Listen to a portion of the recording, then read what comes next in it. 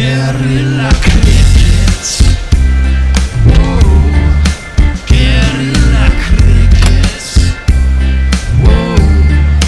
Guerrilla. Take large, man the barricades, patrol the cover boundary. At last the time gets.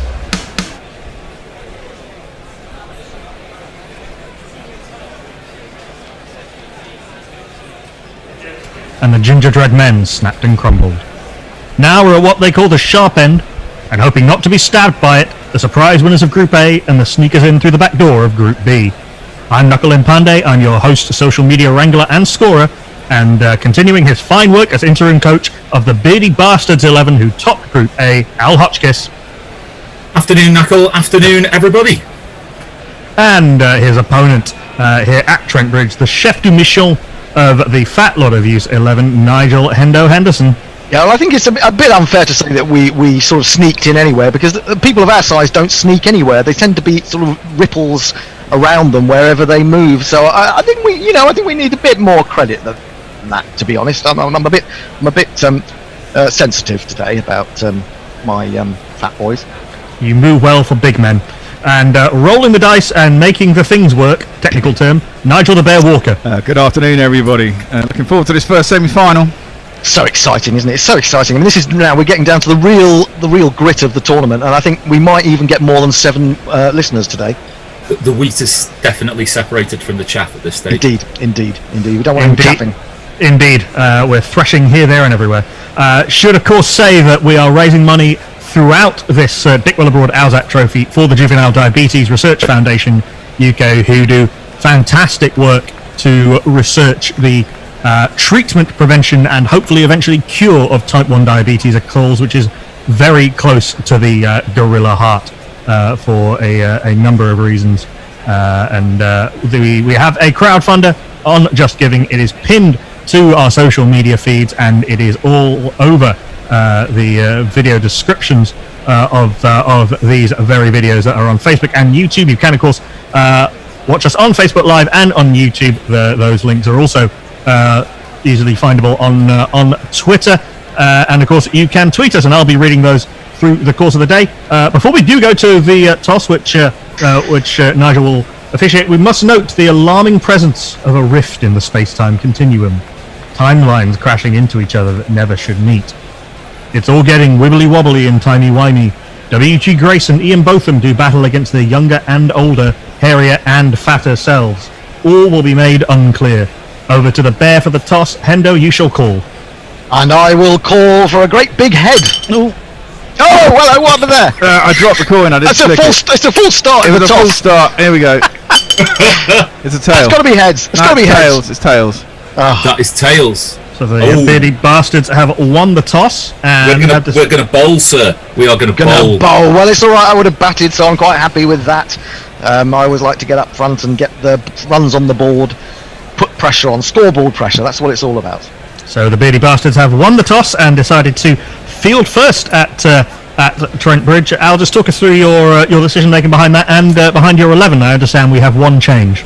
Just one change for us, nothing too major.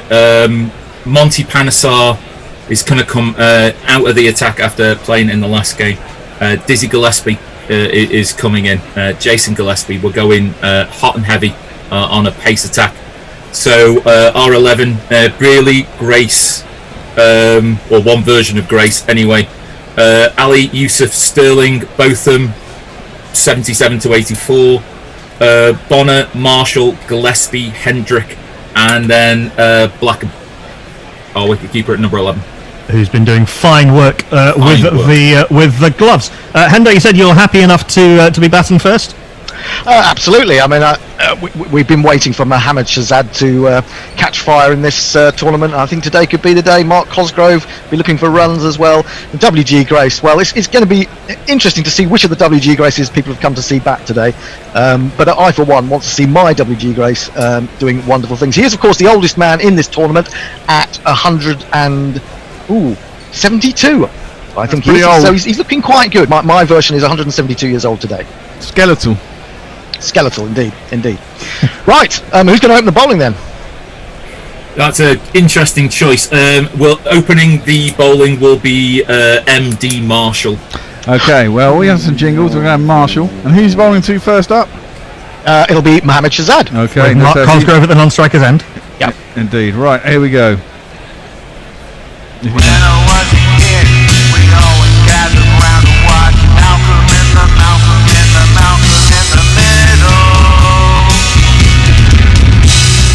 This isn't just another Afghan cricketer. All new Mohamed Shahzad, with class-leading power and a 3-ton towing capacity. There's never been so much innovation in a cricketer. Mohamed Shahzad gets the tough jobs done. And well, to Nigel Henderson up in the comms box at Trent Bridge for commentary of the first innings. Well, I should just give you the full team, shouldn't I? I forgot to do that. Mohamed Shahzad, Mark Cosgrove, W.G. Grace, later years, Warwick Armstrong, captain, Arjuna Ranatunga, Samet Patel, Sir Ian Botham after 84, Rakeem Cornwall, Ian Austin, Dwayne Leverock, and Merv Arsewipe himself, Hughes. And it is Malcolm Marshall with the ball in his hand. I watched him last week in 1984, and he's appealing against Mohamed Shahzad. And what has happened there? It's not out. Oh my goodness, that flicked the top of the pad. He thought he'd got him there with his skiddy action, but I think that's just clearing the off bail. And a fortunate escape for the Fat Boys right at the outset. Second ball, he's in again. Another appeal. Oh my goodness me! Can he escape again? Oh! Extraordinary start to this game. Extraordinary start. 2 appeals. One was not out and one was a no ball. But at least the Fat Boys are off the mark.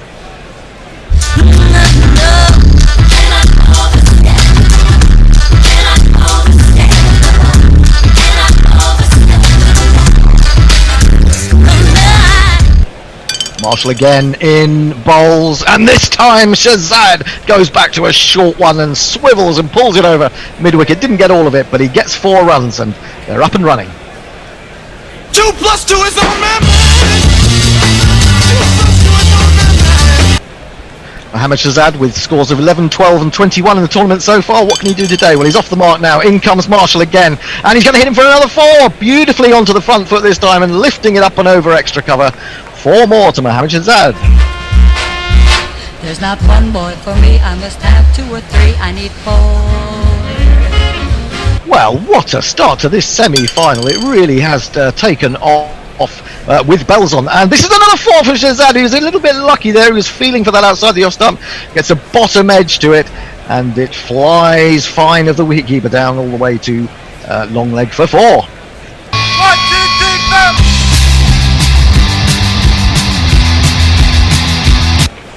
Well, here we go. Marshall in, 2 balls to go in this over. He's in again to Shahzad, and he was feeling for that, but he's going to get lucky once more. It's gone flying off the shoulder of the bat. It's gone fine again. It means third man has a long way to get round to that, and they're back for the third. Final ball of the over will be bowled to none other than Mark Cosgrove, the left-hander, and that's smashed for 4. He rocks onto the back foot and plants that away through cover point. What an extraordinary first over. Now my innings going, great guns, I hit the ball, 4 runs, I hit the ball and it went for 4 runs. Scenes, as they say, at Trent Bridge. After one 7-ball over, the fat lot of US11 having been put into bat by the beardy bastards are 20 for no loss. Mohamed Shahzad is on 15, Mark Cosgrove is on 4. We do have some people with us on various social media platforms. We tweeted out just before play. We were slightly late on because of a disturbance from a statue at Trent Bridge, to which Tony Bishop says, now you're just taking the plinth. And Pirate Badshah says, was Michelangelo's David streaking? To which I would ask, how could you tell? Linux Leah says, if one of the 2 captains were to produce 5 no balls, there's a synthetic leather jacket, barely worn, UK size, ladies large, in it for them. And Durban Oak says, I see Hendo's in the dark again. It was a toss-up between this and La Liga. Why not both? Well, I chose right, I think. On Facebook, Patrick Lunger says, first time tuning in, have no clue what this is about, and says, going to send this to my other cricket group. Please do. Brilliant. And Philip Shaw says, quite rightly, you're in for a treat. We are also on that there YouTube. Who is going to bowl the second over after that bit of dramatics from the arm of Marshall and the foot of Marshall? Dramatics indeed. We are going to stick with the game plan, and Jason Gillespie is going to open at the other end. Well, Jason Gillespie coming into the team, I think, for the first time in this tournament. He's having a jingle first. He's so dizzy. His head is spinning like a whirlpool. Oh, that's a bit disorientating. I don't think I'm going to play that again. That's weird in the head. That is very, very weird indeed. But Jason Gillespie is anything but weird in the head, and he's in, and he bowls, and it's rolling around the ball. In fact, there are people tumbling everywhere as the red orb is struck away through mid-wicket by Mohammad Shahzad, and he's picked up another 4. He's on fire. I said he's got to catch fire sooner or later. In comes Gillespie again, and Mohammad Shahzad just relaxes, lets this one seam into him ever so slightly, and turns it away with just a swivel of the wrists. Picks up a run to long leg, brings Cosgrove down to face, and he's going to pick up 3 perhaps. It's just running out towards deep extra cover. There is a man coming round. That man is none other than Mike Hendricks, and they get back for a third. In again from the pavilion end, and it's 4 more, smacked away by Cosgrove. He's in good touch this afternoon. That's gone straighter than the previous one, but it's found the gap between extra and mid-off. 1, 2, 3, 4. Jason Gillespie in again, leaning forward as he runs in with the hair flowing, and Cosgrove flicks him away. Australian against Australian, and he'll pick up 3 more runs down to... It was actually Shahzad who just hit that 3. How did he do that? Yes, he's right, because he got 3 previously. So it was Australia against Afghani, and 3 more runs to Shahzad. Final ball of the over. It's a big appeal. It's a big appeal against Cosgrove.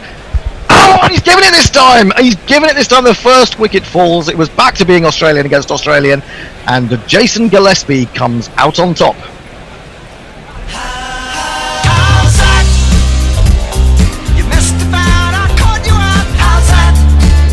Yeah, Dizzy Gillespie, fine bowler, not the finest of beards, certainly not the most astute member of the squad.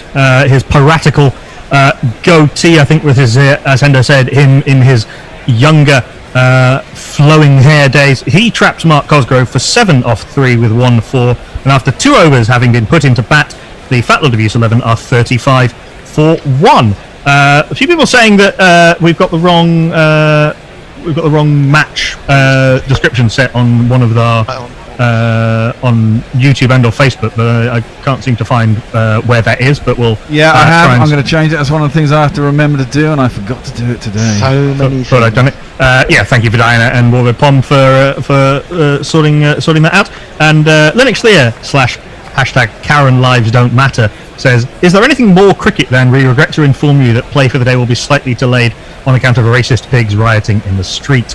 Indeed, insulting to pigs everywhere. Apologies. I agree. To all call signs. I'm a big fan of Babe personally, but so there you go. Don't denounce the pigs. That's what I say. Yeah. Now you may notice you're talking about me not being very bright in a sort of actual glowing sense on YouTube. But yesterday when I was interviewing Deep Dasgupta, I've had a big spotlight shining in my face. Unfortunately, said spotlight has now failed, so I'm going to remain in the dark for most of the day. Just thought I'd clear that up for you. Oh, we've got a few new people to introduce in terms of the match, don't we? Because we need your number 3. We do indeed need my number 3, and of course it's the wonderful man. They've come to see him bat first. They can see him bat second as well, probably. But it's my WG Grace, all the way from Bristol.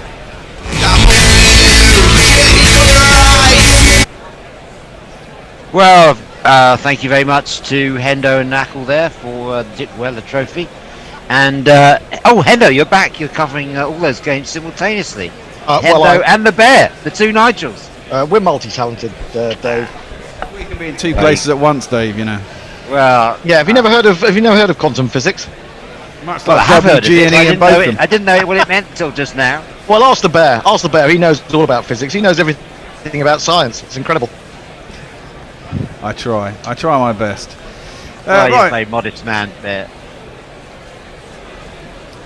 We are back after lunch then. We are indeed. 187 for 5. If you're just joining us, welcome to Gorilla Cricket's afternoon session. Shan Masood is still there, 77 not out. What a triumph for him. We'll come back and talk about him in a moment, Hendo, because I admire a batsman with only a couple of shots. But we had that discussion earlier with Jono, and he's got a lot more shots, choosing not to play them. I'll quickly run through the scorecard. Abid Ali was bowled Archer 16, Azhar Ali, LBW Wokes, Noor Baba Azam was the first to go today. Caught root by Anderson 69, didn't last long. Asad Shafiq caught Stokes bowled Broad 7, and Mohammad Rizvan after a fairly torturous innings was caught Butler bowled Wokes for 9. So Shadab Khan is the other non-striker. Hendo, what about this Shan, or should I say Bear in the first instance as our summariser? How do you feel about this innings from Shan Masood? Well, he's done very well, and you were right earlier. I mean, I'm sure he's got a hell of a lot more shots. He's playing Test cricket. I bet you if you had him in a club game, he'd smash everyone out of bloody park every single time, be sweeping it, scooping it, and doing whatever the hell he liked. But this is Test cricket. It's the hardest form of the game. And at some point, you've got to have decide a way you're going to play it. And Cook was a prime example. I mean, he left the ball endlessly, hardly ever. Occasional cover drive, mainly jabbed it through the third man, and clipped it off his legs or pulled, and that was about it. Until he got to about 150. So, and he had a pretty good career. Some players are more gifted than others, but you've got to choose a route to go if you want a long career. And I think maybe he's buckled down. They were showing how he was getting out last time he was here, jabbing away outside of the stumps, cut all that out. So, good luck to him. He's played well. Well, Joe Root's about to resume the action. He's come on to bowl round the wicket to Shadab Khan. Let's see the first ball after lunch. And nice little flat-batted drive from Shadab Khan. He wants 2. They might even think about 3 here. And it's just a question of whether they'll even go for 4. Because Sibley's doing the fielding and he's not the quickest. That's 3. Should we get some jingles in? Yeah. Still in is this man. Shan Masood was born in Kuwait in October 1989. Less than a year later, Saddam Hussein invaded. Coincidence? Yeah, you keep telling yourself now. It's like a Barry White aspect to that. There is, isn't there? Enjoyed. It's a rare honour that a batsman gets 5 sessions of his jingle played. It's Joe Root, and Shan covers up. What's this about then, Dave? Joe Root opening the bowling after lunch. Is it just a swap end for somebody, maybe? No, it's because the 75 overs been bowled, Hendo, and they're saving everyone for a new ball. Very good point. Very good point. Yeah, you think he might have given himself one, perhaps one before lunch as well, when they were just prodding. Nice shot from Shan off the back foot down to deep extra cover for a single. Yeah, the way that Shan Masood has chosen to put some of his shots away in the locker. Hendo, when you were batting at a senior level, club level, did you use all the instruments in your toolbox? I'll come back to that. And that's swept away by Shadab down to deep square. And that's going to go all the way. It's going to go all the way. It's beaten Wokes on the boundary there. It's Nissan She. It's Nissan She. We should have a jingle for him too. It goes like this. What's the matter, you? Show a little respect. The leg is spinning his heart, but he turns it off at the deck.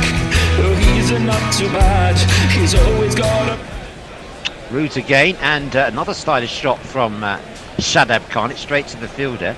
Shadab does like to get on with it, doesn't he? He does, doesn't he? Yeah. I remember this from Ireland. Didn't he come in and he really upped it, didn't he, in that first innings? Got 80, didn't he? Yeah. He did. Down the leg side, and he plays that one defensively this time. But a lot to like about the way Shadab Khan played that over. He's on 8, Shan Masood on 78. 195 for 5 Pakistan. Hendo. Well, in the absence of any tweets at the moment, I will tell you that I shots in my locker. The thing is, it's an ego thing as a batsman, isn't it? If you think you can play all the shots, you want to show people that you can play all the shots. You don't have to play them all in the same half hour or whatever, but you want people to say, "Oh, he's got all the shots," don't you? It's an ego thing. Those people that can actually ignore that little voice in their head saying, "I want praise and whatever," are often the most effective batsmen, aren't they? I think he has put away some of his shots, hasn't gone after too much outside off stump, and I think that's right.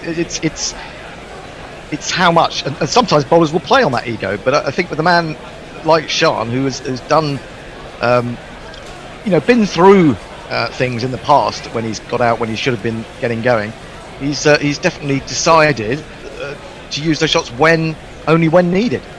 Yes, and that's one of the shots that he has played. Shan Masood down to backward point for a single, and Joffre falls rather heavily in saving any more runs, so they take a single. So do you think, Hendo, if you were playing today, would we see you with the ramp, the Dilshan scoop? I don't think I'd have been able to get myself into the position to play the ramp or the scoop, to be honest. I think it's extraordinary. I think you have to be brought up in the era.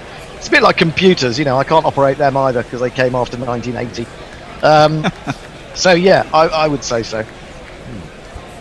Must be a shock every time you go shopping, Hendo, if you're expecting 1980 prices everywhere. Yeah, I know. It's a shame the way the world's moved on, isn't it?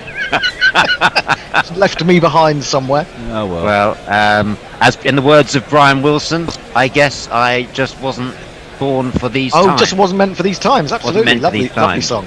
Lovely From song. the album, the smash hit album Pet Sounds. Indeed. If I can quote Tony Blackburn. We got spin Dominic at both ends, Best. haven't we? Yes, spin at both ends. We missed a ball from Best that was no run, and so Sean's on 79, Shadab's on 8. He takes strike. Shadab takes strike now from Best, who's bowling in the long sleeve cricket shirt.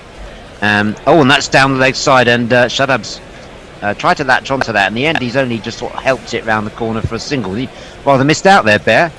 Yeah, that was a terrible ball from Best. He's coming around the wicket, bowling it about a foot and a half outside leg stump, and it's turning with it. That's a free hit, isn't it? And he actually got away with it. That's why shit doesn't take wickets, but fortunately you get away with it and it doesn't go for 4 either, and you think, ooh, got away with that one. Well, let's see what Best comes up with now. Round the wicket to Shan, who plays that little delicate shot again of his, that one of his 3 shots. As one of our Twitterati said earlier, they get a single. What was it who told us earlier what the 3 shots were from Nas? Certainly one was the nurdle. Yeah, one was the block. I can't remember the third one. The nurdle, the block. Maybe the turn off the hip. Could be the turn off the hip, yeah. Well, that's very much the way he did say he modelled himself on Alistair Cook. Yeah, Best. Well, Shadab's got a lot more shots. He's latching onto that one. Another bit of filth down the leg side. We don't mind using that term. And it's going to go all the way to the boundary. That was absolute fucking filth. I'm sure we got a jingle for that. It deserves well, one. you clearly don't mind me using the term, Bear, because you've had a describing adjective to it. It's getting its jingle. I don't like it. What did you say, Dave? Sorry, I was planting a jingle. Were you cussing me for cussing Best? No, not at all. I was saying you obviously agree with. I was worried about the use of the word filth to describe that ball, but you very much endorsed the use of it. Yeah. And in fact added to it with a describing adjective. Absolutely. Yeah. Can't be bowling there. If you're going to bowl around a wicket, you've got to be bowling across him. It's got to be at least middle and off. This is as poor as Simon Kerrigan's over at the Oval. Another one down the leg side, and Shadab Khan helps this one down the corner. He's only going to get one. He didn't quite get hold of it, but a lot of people will be looking at that, thinking that they might have scored a 4 off that ball. And this isn't a good over from Dom Best. Has he got the yips? No. That's a good question. I just don't understand the line that they're trying to bowl at the moment. If they were trying to keep the runs down for 5 overs to get to the new ball, the plan has gone out the window with the direction of the bowling. Certainly, maybe Best finding this left-hand, right-hand combination challenging. That's a better ball from him. He gets it, a little bit of turn, and Sean plays that down. But not an over that Dom Best will look back on with any great sense of showing it to the family. Shadab on 14, Shan on 80, 203 for 5. Pakistan. That is always difficult if you're bowling over and around the wicket as a spinner. Just because you don't have the advantage of pace that a pace man has. You get it wrong, it looks terrible. And when it goes wrong, it's an easy hit as well. And he did struggle there. Sorry, go on, Ben. No, I was just saying he did struggle there. Yes, indeed. Let me catch up with a couple of tweets. Somerset Bagpuss suggested that Joe Root didn't have any pudding at lunch, that's why he's having a bowl. Neymar Butler says, absence of tweets, I'm up, I've been to the loo and I've got my thumbs out like an orange gorilla. And Steve Shipcott, after this ball. Root round the wicket. Shadab, no run to mid-wicket. Being on granddad duty this afternoon, so teaching the baby the joys of alternative cricket commentary only on audio. I don't want to scare her too much. Understandable. Yeah, slowly. Root and forward defensive Shadab. Yes, Steve, you don't want to... I hope you got the Joe Dolce song out of your head now, because that's Mog at his best there with Shadab in your face. Shadab Khan on strike.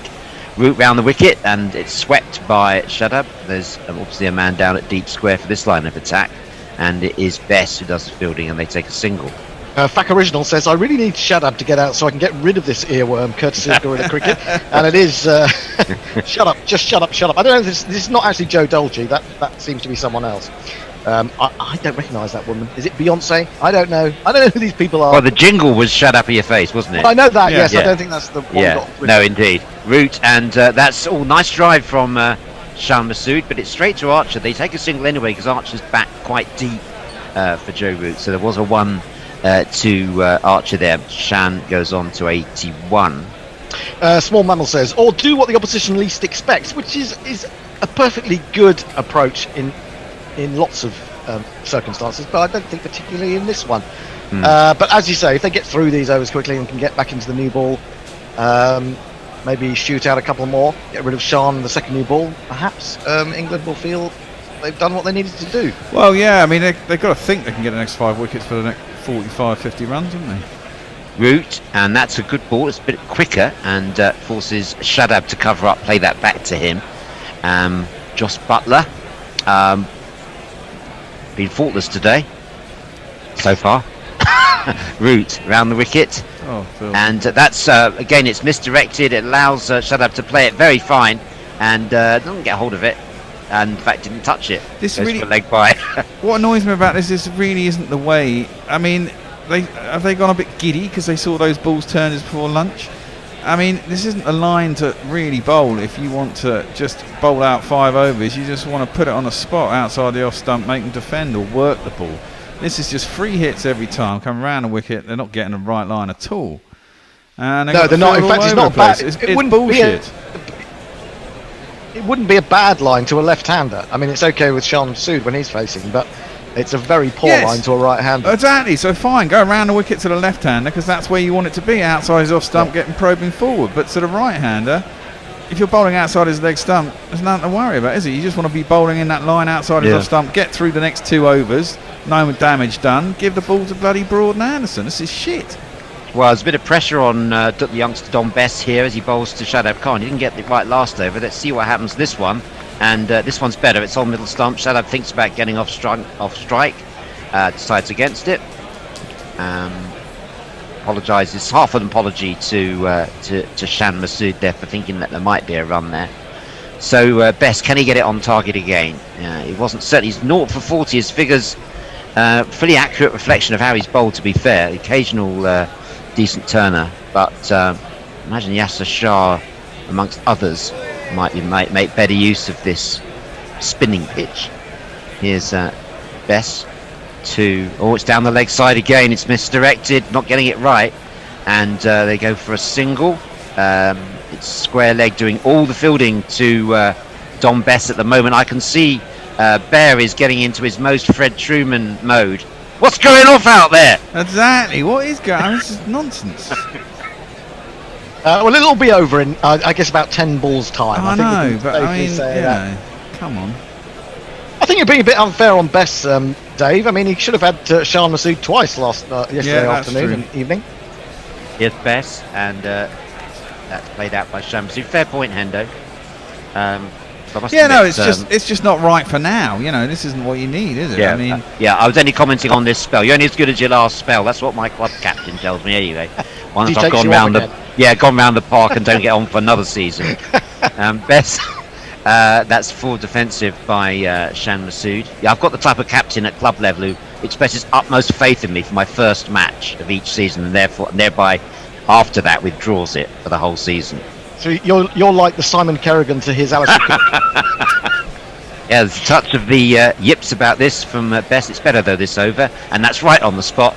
But Masood turns it round, and Shadab Khan, who's a very get the feeling that he's got a great cricket brain. He's up for the single, calls a good run. In fact, Shadab's kind of increased the tempo by as much by his running between the wickets as anything. He's very quick, as is Masood. Shan Masood prides himself on being super fit, and he's certainly shown that. Partnership of 32 runs from 52 balls. Best bowls is down the leg side, or shall we say leg stump, covered up, laid back by Shadab. Pakistan 208 for 5 off 79 overs. I still don't. Armchair Cricket Podcast says, safe to say spinners from both ends after lunch is not a good idea at Old Trafford on day 2. What's the idea behind this? Well, we've been discussing that.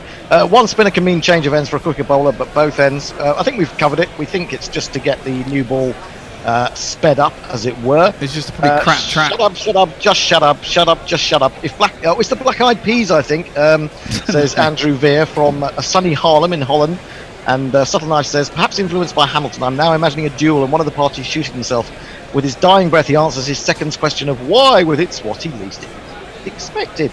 This is pretty shit bowling, says Messi Jez. And I forgot the bear was on, says Steve Shipcott. Good job, she's too young to understand. It's all right. Grubby will be the next tweet after this ball. That's exciting. And that's fired in by Joe Root quite quickly. It's turned away by Masood for single. Grubby suggests, he says, how big a first innings lead do England need with the prospect of Shadab and Yasir whirling away in the 4th innings? I'd be after 100. Yes, that's a long way ahead, or it's a day and a half ahead. We'll have to see how it goes. I think 100 is probably absolutely right. And that's round the wicket route, and forward goes Shadab. As I just indicate to my some repairs going on in the cottage, Hendo. Sorry, and that's swept nicely by Shadab, and that's going to be a chase round the field for boundary for Wokes, and they go through to 2. So Shadab's entertaining us here. He's getting a lot of stuff on leg stump, and he's on 18. Well, they've kind of more or less said that Shadab is playing as an all-rounder, so he's got to justify that, hasn't he? He's got to go and get some runs. He's already got 350s in Test cricket. We saw one of those on debut, I think it was in Ireland in 2018. He's quite an attractive batsman, actually. Well, Shan Masood has certainly sent a couple of the ground staff to sleep. I hope they're not members of the coaching or backup team at Pakistan, because they would have had some questions to answer if Mickey Arthur had been there. This one swept round by Shadab, and Bess does the fielding, and they go for 2. So in very quick time, Shadab's gone to 20, as Don Bess has to replace his designer sunglasses. This is just really poor. It is poor, but it's going to be over at the end of this over. It is. And why hasn't Leach had a go? Root, that's leg stump again, and it's taken at square leg. No, it's not. It bounced. I thought it bounced first. Burns, I thought, had taken a catch, but it bounced. It was a crowd catch, except without the crowd. And you seeing it. Crowd catch without the crowd. Yeah, like we are the crowd, Dave. We are the crowd. And full defensive. Shadab wants a single, and they go through for 1. Good running between these batsmen, picking up all the runs available before the new ball, which is available now at 80 overs. Pakistan 214 for 5. Oh, well, while I'm here, then I can play this jingle. Oh.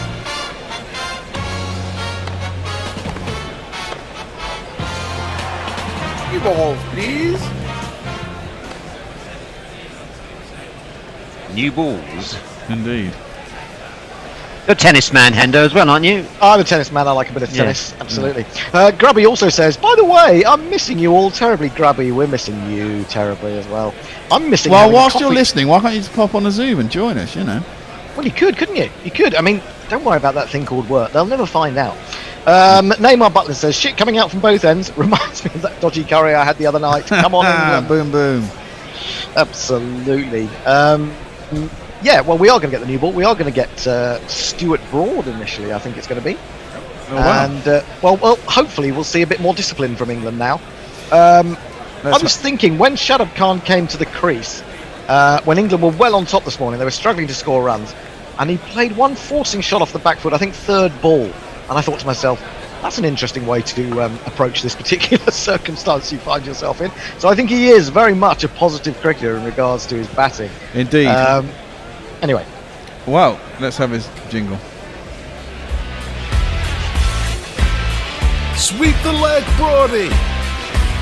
got the best headband around. Something has gotta keep her down. Got the best headband around. Your ego ain't gonna be kept down. Got the best headband around. Even though your hair is thin now. It's Broad from the Anderson end. He bowls that one wide of the crease, and Shadab plays it down, not attempting to be too ambitious as yet, but yeah, lot to like about this little knock from Shadab. Can't he make a good overseas signing for a county? Yes, he would. I mean, there are going to be some interesting contracts given out next year, aren't there, when we get the 2 overseas players back again, and we look at that notion of whether the Irish players will get a gig, those that have previously played cricket or for counties under PAK rulings, or because they were European Union citizens. Indeed. Here's Broad running up now to and Shadab's gotten onto the back foot and swatted that towards mid-on. I'm not sure whether that was a chance or whether it was aerial, whether it was certainly evaded both Bess and Anderson. It was short, and Shadab went for the pull shot. No, straight bounced well in front of the diving Bess. Yeah, it did, but it wasn't a particularly convincing shot. He was really leaning back as he played that, and he caught it quite high up on the bat. So that's encouragement really for Broad. I wouldn't mind as Broad if you see Shadab at that end playing those sort of shots. Yeah, Shadab's obviously given freedom, license to play his shots, because with Shan at the other end, Shan Masood looking so solid. There's 3 slips in for Broad. He's going to go round the wicket to Shan Masood, and Masood covers up and hasn't lost his determination to stay at the crease. Sibley-esque Bear, yes, or I as Phil Simmons, sorry, Hendo, as Phil Simmons referred to Sibley as what's his name? Yeah, that's just disrespectful, isn't it? In the press conference. Will that go on his tombstone? Simo, what's his maybe. name? A very interesting point that I want to make after this ball about what's happened since lunch. But I'll hang on while Sean waits for Broad. Broad to Sean tucks it away nicely, and he's going to get a boundary here because there's no one down at just behind square, deep square leg. There's not one boy for me, I must have 2 or 3, I need 4. There's a kind of danger that by bowling that filth that they did with the 2 spinners after lunch, that they've allowed these guys to get their eyes back in. Not just that, I mean, that's a lovely shot. That is one of his 3 shots, beautifully played off his hip, and with great timing, just using the pace of the ball. 27 runs came off those 5 overs with the old ball after lunch. And the other thing you have to remember... Broad, outside the off stump, left by Sean. The other thing you have to remember is that only 48 runs were scored this morning, and they've gone past half of that in the first 5 overs after lunch. So are England allowing Pakistan to take the initiative back from them, and how important might those 27 runs be in the context of a close match? Well, whoever had that idea over lunch. Well, presumably it must be Root. He's the skipper. He's going, right, we're going to open up with you and me, Bess. Yeah, we'll just use up 5 overs bowling leg stump, and it hasn't worked at all.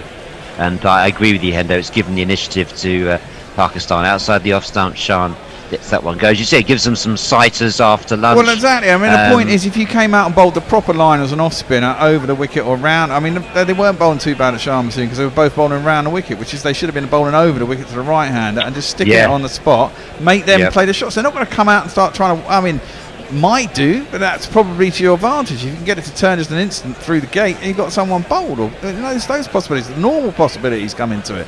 And so you're better off just bowling your normal stock delivery. You've only got 3 overs, you know you're coming off anyway. You're doing a job for the team, and instead they're bowling around the wicket outside the leg stump and getting tumped for 4. It's just nonsense. Yeah, Messi Jez points out, so England came out after lunch, decided they were happy to pay 27 runs for a new ball. What a rubbish attitude. I think they get it wrong. I think they thought they could just tuck them up on leg stump and have a man behind, one man out for the single or for preventing the 4. But they just didn't bowl that line well enough, to be honest. Yeah, but Hendo, if you're bowling there and you've got the man out for the single. Anderson to Shadab outside the off stump, no run. if he gets a bat on it 4 times and over, that's 4 and over. What the fuck's that all about? You don't want. Well, there is that, but you're looking at a guy probably sort of somewhere on the 45. You've then got a man at deep backward square, and then possibly you've got someone sort of squarish round towards mid wicket. So anything he turns to shut out, and that's taken at first slip. I think that is a wicket now. Or am I watching a replay? No, it's a replay. Oh damn! I was going to say it's either identical ball and shot. So I'm sorry if anyone has choked on their after lunch coffee. There wasn't a wicket there. In fact, there was nearly one to the next ball, which actually was live. I was commenting there on an earlier wicket, the wicket that Anderson got earlier, which was the wicket of Baba Azam, caught root by Anderson for 69. So he almost got Shadab into trouble there with the one that came back in. But Shadab's on 22 and Shan's on 87. These two have put on 45. So, Jimmy thought that was closer than any of us did. Here's Jimmy again into his work now. He's got 1 for 44. And this time, Shadab cannot be tempted for the first time, resists temptation. That's been a feature of Shan Masood's performance, Bear, if we can shift the focus onto that. He's resisted temptation. How easy do you find that? What, resisting temptation as a batsman? Yeah, no, Impossible. generally. Very hard in general. What's it called? Delayed gratification, I think, is what Shan Masood is after today. I like instant gratification, Dave. Yeah, the bowler's never knowingly delayed his gratification. Jimmy bowling, with his hair dyed, bowls, and Shadab plays forward, and good running between these two again. There's a very good understanding, and they get a single. Well, thumbs up from Shadab, because that was Shane Masood who got him that run, because he was really alert.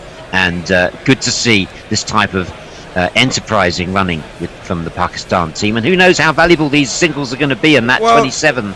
That's the thing, isn't it? After lunch, they come out, they scored 20 runs. They're feeling positive. We scored 20 runs in 5 overs, nearly 30 runs in 5 overs. We're on it again. Let's push the singles, push them back. They've taken the initiative straight away. This is what Test cricket is, isn't it? And that's what partly the beauty of it, isn't the ebbs and flows, and the fact that having got through a really difficult morning, Pakistan, losing those 3 wickets, they've come back strongly. But they've been given that chance. They have indeed, Anderson. And that's beaten Masood outside the off stump. He gives a little nod to Anderson, because he did play at that, I think. Would you agree?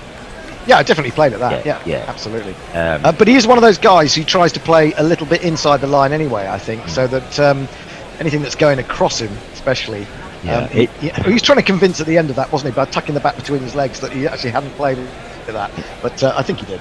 It's been a fantastic return to the side from Shan Masood, who's given a second chance to cement his place. And my God, he's taken it since he came back into the team. Anderson, that's played out just back at a point. And there's no run. In fact, I think Knackle from the Green Moon tells me that he's averaging over 50 since being recalled to the team in 2018 at the Boxing Day test. And he's done well. And at the other end, Shadab Khan, who Knackle also informs me would have had a T20 contract with Surrey this year, but of course it got put back, because of all the circumstances.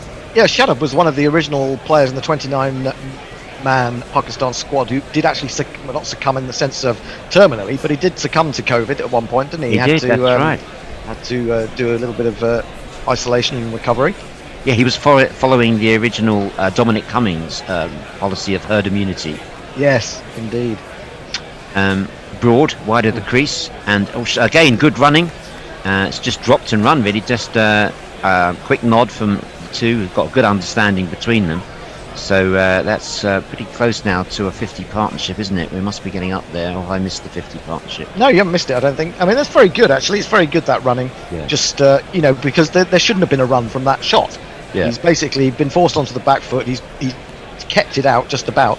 It's dropped behind him on the leg side. And well seen by Shan Masood that there's an opportunity. The more I think about it, Hendo, the more I'm agreeing with you, which is a good move usually on guerrilla cricket if you're looking for slots on the rotor. But in that initiative that was surrendered, because Shan Masood was quite bogged down before lunch. Yeah, absolutely. And the pressure came off straight after it. And he's cut that into the covers. They're going for a quick single, and there's a fast flat throw, and maybe that was a bit risky, but they made it anyway, and Shan goes on to 88. Yeah, there have been a couple of times, haven't there, in this innings when they, in trying to take these quick singles, they have caused a bit of consternation to their partners, and there have been moments of hesitation, people having to be sent back. This was another one. Would a direct hit? Yeah, I don't think it would have been out. No, don't think but so. It was, it's so easy to get into, when you're trying these singles to actually get it wrong, and be stranded in the middle of the pitch. Beirut looks on from second slip as Broad comes in, and that's, well, nothing wrong with that defensive shot from Shadab Khan, who continues to impress. A player that can come in, number 7, and reliably contribute in this way. How England would like a number 7 that could do that, Ed Smith, Joss Butler. No, he did it in the last test, didn't he? He did it in the last test. Well, he got a 50. He got a 50 or 60, but I mean, that shouldn't gloss over his inadequacies, really. Shame, because his wife has a very good Pilates class online. Don't does she? Yeah, Broad. And that's played out by Shadab. He runs the first one very fast. That's all they're going to get unless it goes for buzzers. But no, Wokes is there backing up, or Anderson's there backing up. And again, applause from Shadab to Shan for making a run there. And England just beginning to look a bit ragged in the field now, because Pakistan are taking these little singles and just keeping the score moving around. They've been home again as well. That's good running, man. That's good running. It's very good. It's very good and very frustrating for England. Yeah, you hate this as a fielding side, don't you? I mean, they're just taking singles virtually straight to you. It's like one-day cricket. It's annoying. I'm very struck by the contrast in this type of very positive running between the wickets and what we saw in the West Indies series, frankly, outside the off stump. And Shan lets that go out. Sometimes some of the players were getting bogged down and they weren't taking this type of approach. Yeah, at times they tried, didn't they? I mean, they did in the first test when they got themselves ahead. But this is going over old ground, Dave. We all know that. but anyway, I'll stick to the positives. It's really good, enterprising stuff from Pakistan here. And Shan is on 88 and 243 balls. Admirable work from him. Really digging in. And I heard that it's actually one of the longest Pakistan innings for a long time, Broad bowls, and that's played out to extra cover. By that, no run. By that I mean he's occupied the crease longer than any Pakistan player for many years. I'm going to get Knuckle in the green room onto that stat. But I think it's certainly many. I think it's 10 years since someone played. No, it was Saeed Anwar. Yeah, it was Saeed Anwar. Thank you. Yeah, 1996. Thank you very much, Knuckle. The last Pakistan opener to face more than 200 balls in England was Saeed Anwar back in 1996. That's a long time ago, Hendo. You were playing in top order at that time. Just coming to the end, probably just about to make my move abroad. But 1996, Saeed Anwar was an attractive batsman, as I recall. Here's Anderson now beginning a new over, and that's played out by Shadab again. It's found the gap nicely. This time they're going to be interested in 2, which they get because it's bisected the fielders there. So that's 2 to Shadab, goes on to 27. We just need to answer a question for Rong. I think it's typing Shang, isn't it? And he asks, the first session's a bit slow. He says 7 p.m. here, brandy experiment time. Local brandy is a bit harsh. Variants of butter, honey, vanilla. He wants our thoughts on that. Oh, as long as it's not Metaxa. That's the one that's really harsh, especially the 3-star. I could only afford to buy 3-star when I was in Greece. Anderson to Shadab, who plays that forward defence. This time, even Shadab and Shah Masood can't run a single, but they do get it because it's buzzers. And they go for 1, and they're going to take a couple of overs. So that's the 50 partnership between these two. Shannon 88 and Shadab 29. What a good partnership for the 6th wicket this has been. Yeah, they've batted extremely well. They've come out after lunch and showed real intent. And they've put England on the back foot. But like you were saying, England had a chat and they decided to go with 2 spinners. Pakistan might equally have had that chat and said, right guys, we were really slow. We put ourselves under a lot of pressure because we weren't taking the opportunities. Let's try and take the opportunities. And they were gifted a bit, and then they've just run with it, Yeah, and Shadab is showing his value to the team. You can see why he's been selected. It's a bit like the Jadeja syndrome. A guy can score runs and is a good bat as well, and is a spinning all-rounder. Just as Roston Chase did a job for West Indies. I mean, Shadab Khan at 7. If he's going to bowl as well as he's batted, then he's contributed a lot. So important partnership that.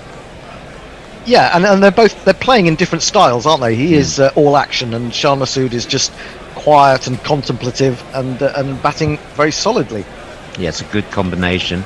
Anderson, and that's played down, and there's no one. You know, they say one of the cliches of cricket, it's all about partnerships with the bat and indeed with the ball. Well, you've got the classic Broad-Anderson partnership in tandem here to try and dislodge this very good batting partnership. Andrew Veer says, I'm in need of advice of today and tomorrow. I've just polished off first bottle of Sauvignon in the sun. What would best accompany your commentary? Second bottle of rosé, or Worthy Park and beer? Worthy Park, what's that? I would stay with I would go second bottle. Second bottle of Sauvignon. Yeah, I'd go. I'd just stick. And if it's working for you, go with it. If it's working for you, just stay with it. Drink responsibly, of course. Anderson bowls, and that's slashed away by Shadab. That's going to beat everyone, and it's going to go down to the cover point boundary for one of these. Now my innings going, great guns, I hit the ball, 4 runs, I hit the ball, and it went for 4 runs. Yeah, he's fast turning into one of my favourite players here, Shadab Khan. Well, we've got a comment or two about him. I'll come back to those in a minute. Messi Jez, meanwhile, says to our man drinking Sauvignon, have a second bottle. Mixing will only make England's incompetence more frustrating. Absolutely. And I'm going to suggest to Farong that he has vanilla. That sounds better with brandy. And butter or honey. Too sweet. Deval Shah is with us. He's discussing, I think, points that were being made about Pakistan playing India from earlier this morning, so we won't get back into that. Neymar Button says, I had a dream last night. I met Cesc Fabregas in a hotel and was trying to get a picture with him using social distancing. Can you interpret this? Does it mean a win for England? No idea. Anderson and very solid in defence. Shadab has a habit of playing defensive shots positively as well. It'd be interesting to know from other members of the Guerrilla listenership sort of what your favourite accompaniment is to listening to Guerrilla cricket. What do you consume? You know, it'd be interesting to know. Is there any, sort of pale ale perhaps this time of the afternoon? I generally consume pale ale or lager, Dave. Yeah. My preferred beverages. You're not fussy, are you, Bear, when it comes to alcohol? Not really. Apart from your whiskey. Yeah, I like maybe youngsters are having their second can of Monster by now.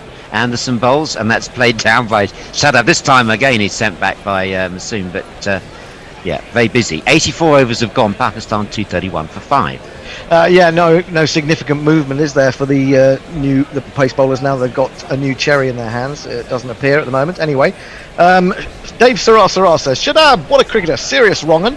I think he's talking about his ability with the ball. Great fielder, always takes the initiative with the bat, a bit like Steve Waugh.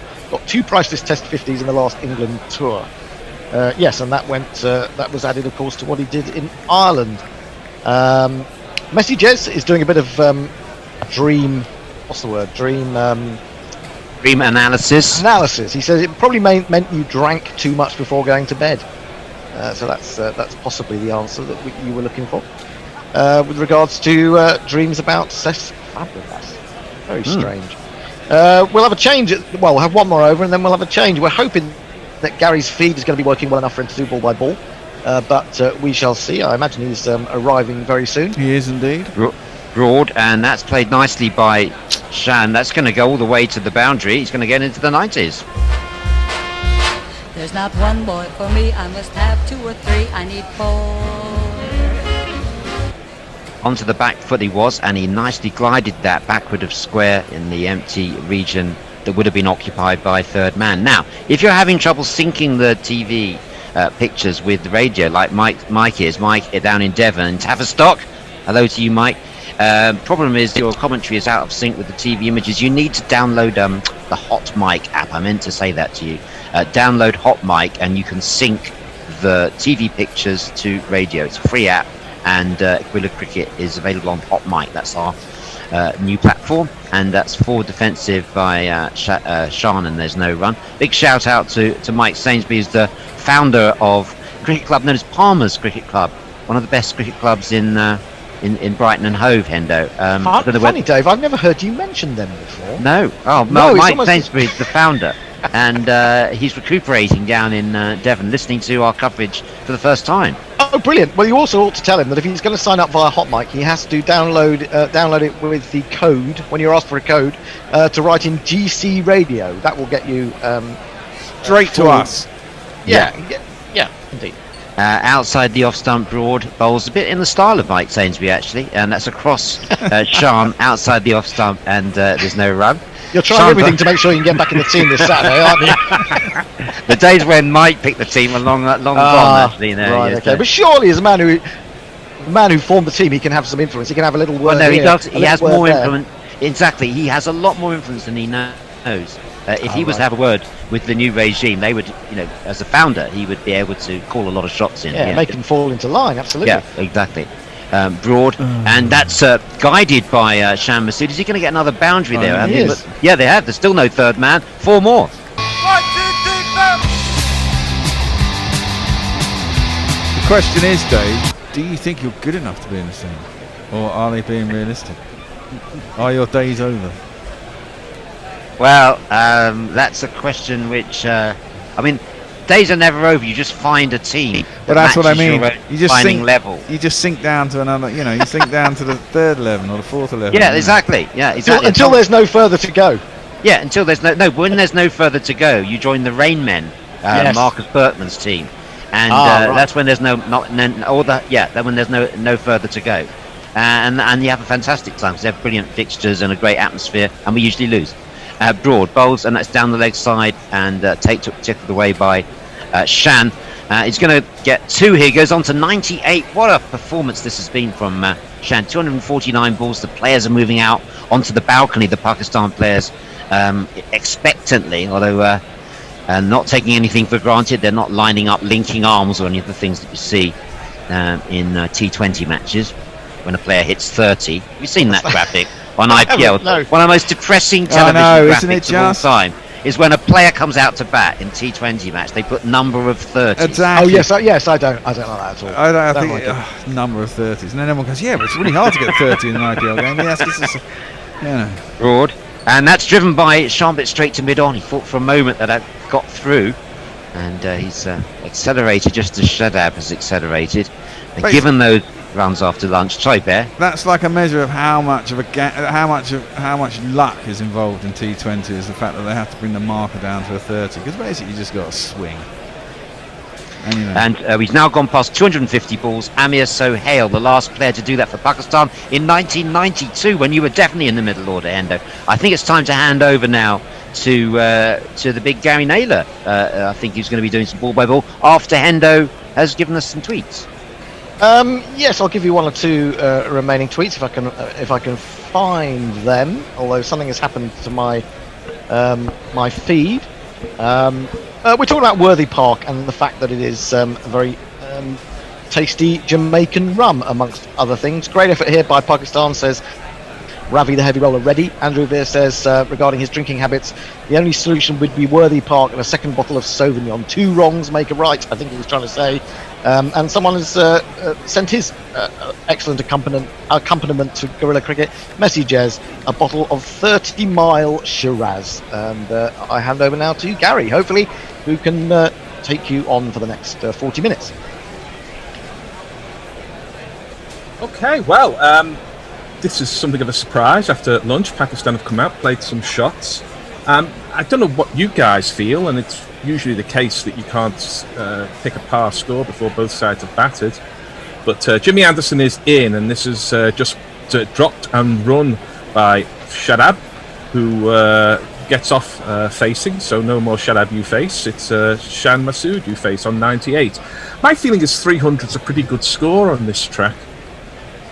Yeah, particularly given the prospect of 2 good leg spinners bowling in the 4th innings. Yeah, I think it might even be with the prospect of 2 good leg spinners bowling in the 1st innings, because we're seeing the pitch, the ball turn out of footmarks and indeed turn off the centre of the track. So Root's got plenty to think about, and he looks somewhat contemplative there, with Shan Masood, a really magnificent 98 off 250 deliveries so far. Can he get the 2 more that he's looking for? He's scrambling the first one. They're going to come back. This is a magnificent century by Shan Masood. He goes to 100 off 251 deliveries. His teammates are out, hands in the air, clapping. Well batted, Shan Masood. 10, 20, 30, 40, 50, 60, 70, 80, 90, 100. Congratulations, sir. You are a centurion.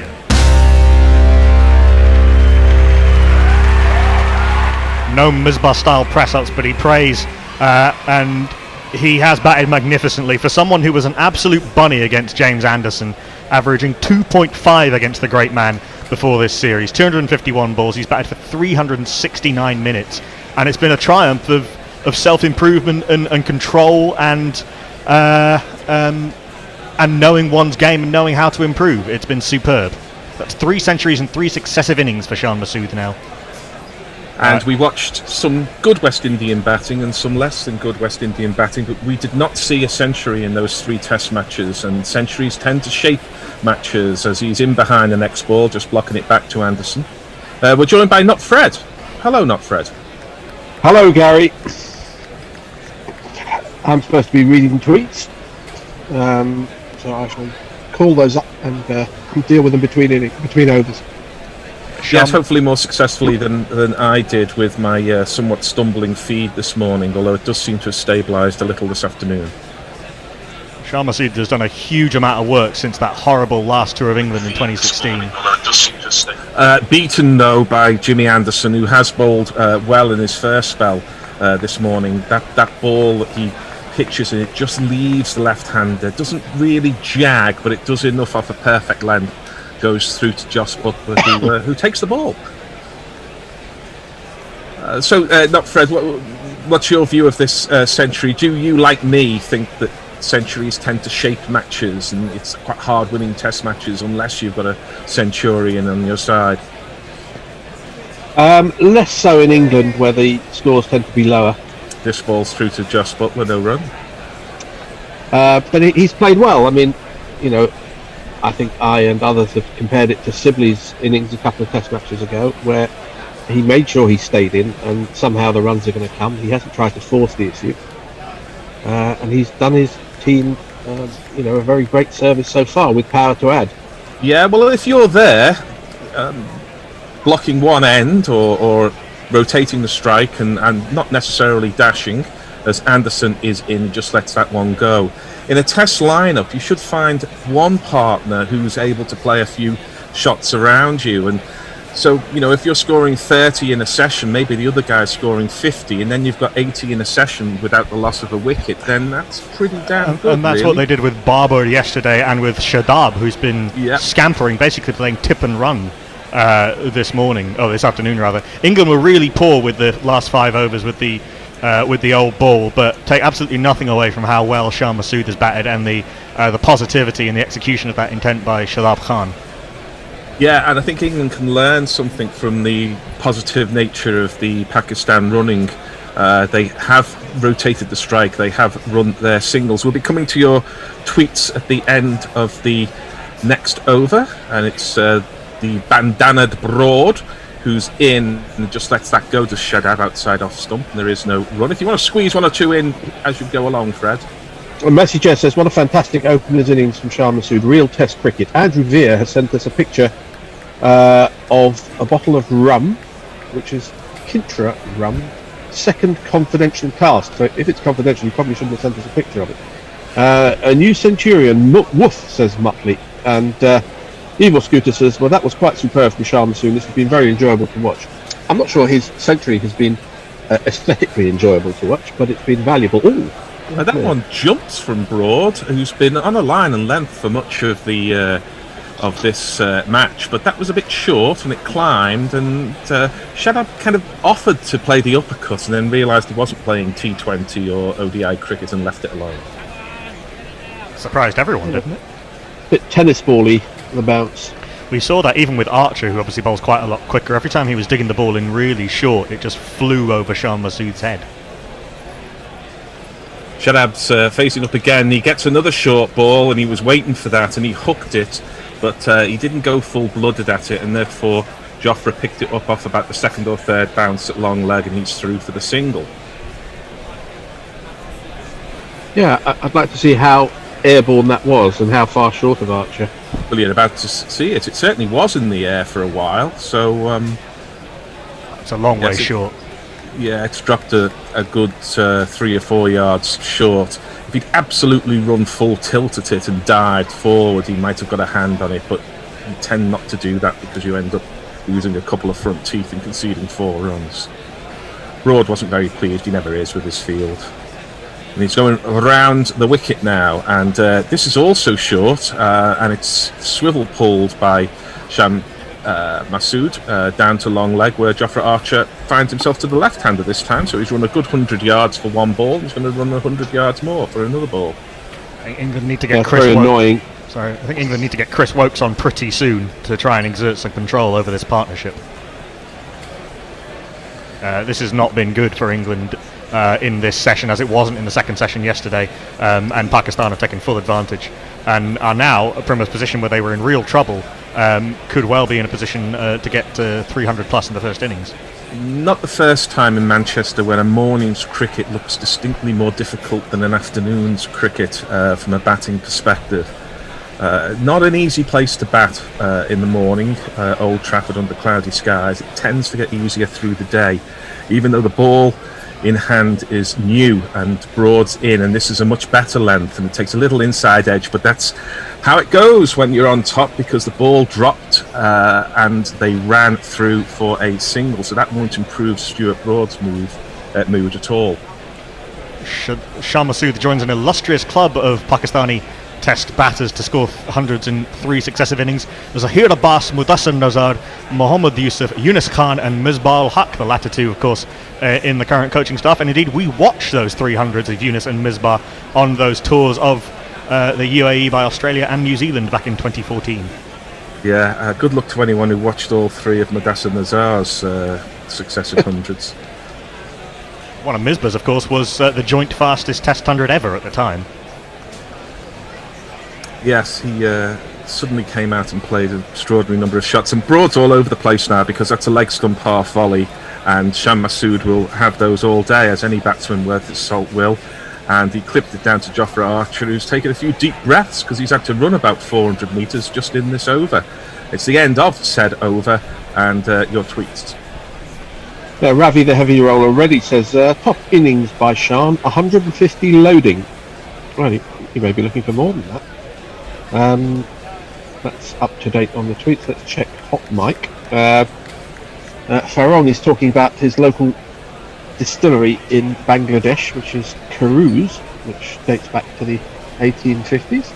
So we always learn something on this show, and now we know about Bangladeshi distilleries. Check YouTube in a minute. Nothing up at the moment. Good bit of tourist information if anyone finds themselves in Bangladesh and looking for a tipple. Shah Masood scoring mostly through backward point and through square leg or fine leg in terms of boundaries, certainly.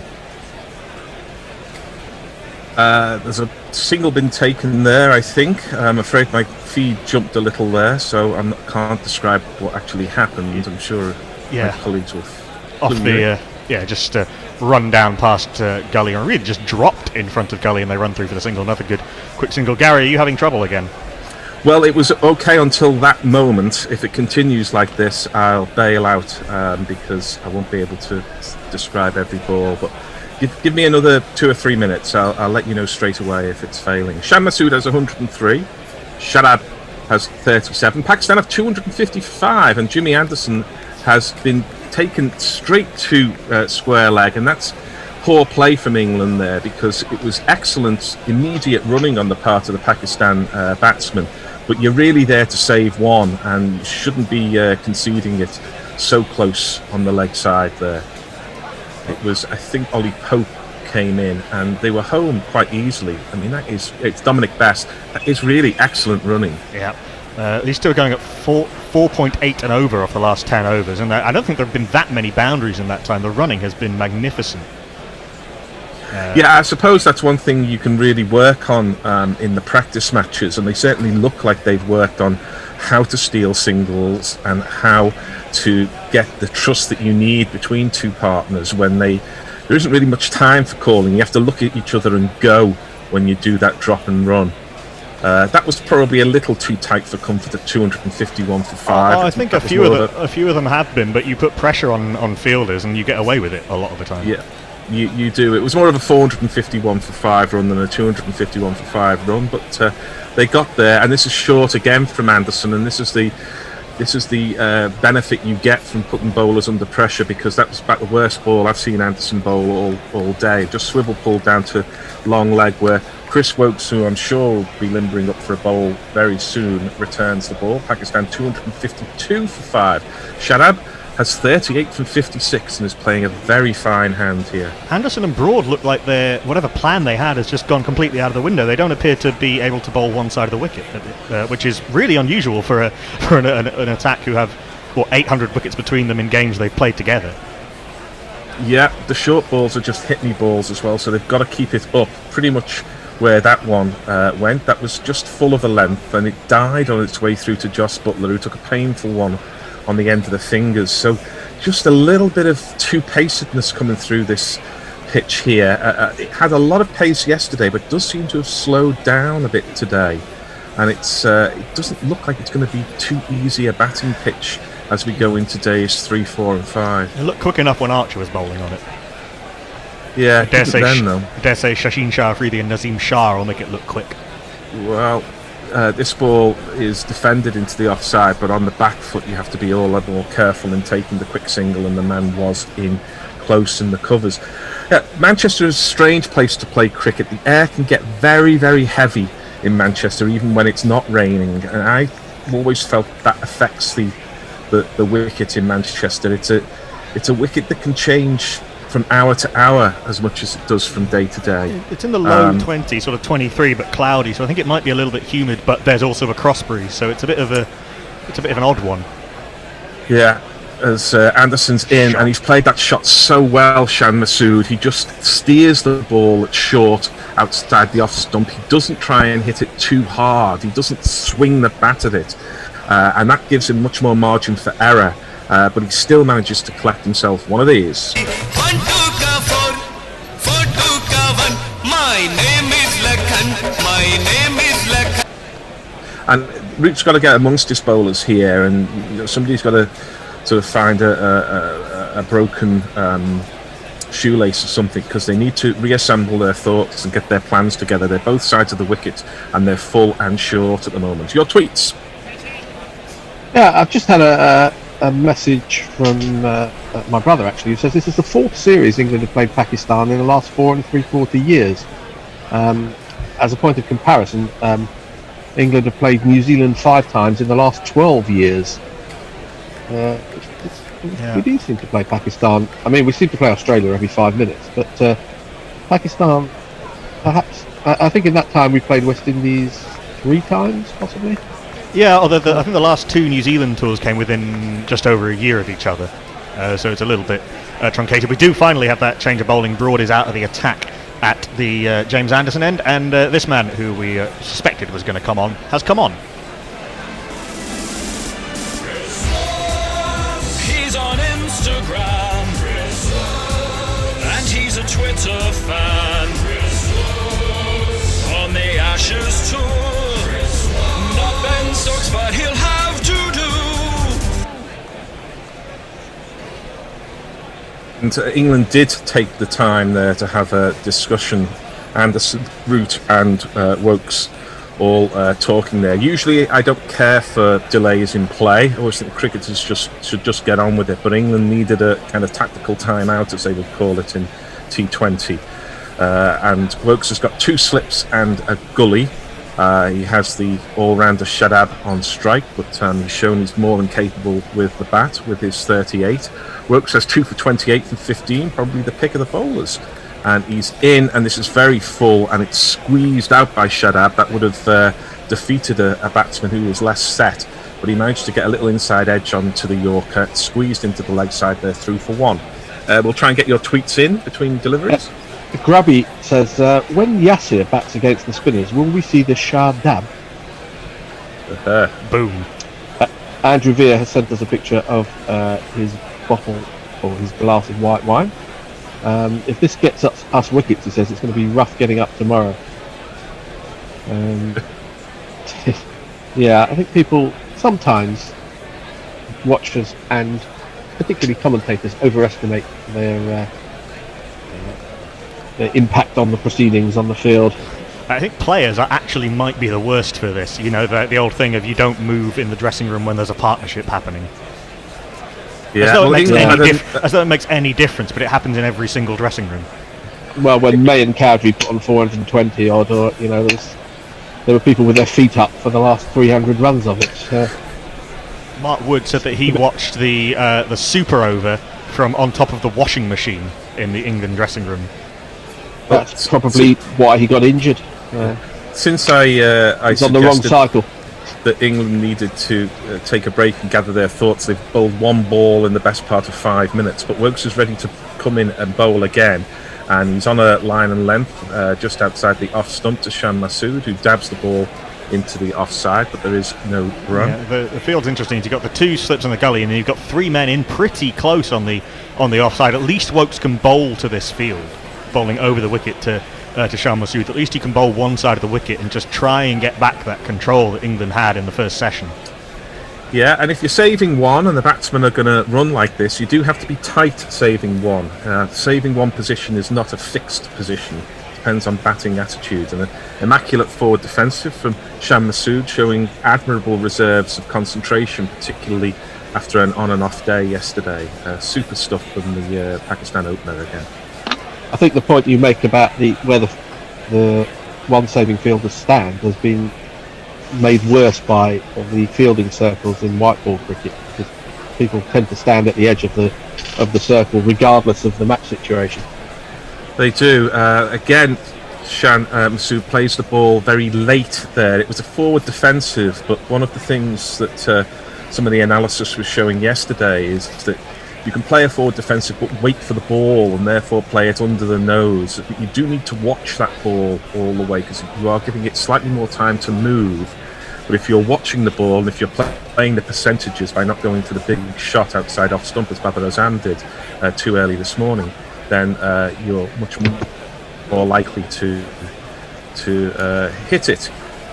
Three slips for England now. Rory Burns slightly wide at third slip, as this ball is tucked off the pads to the left hand of Dominic Bess, and they're through for two. Shan Masood goes to 110.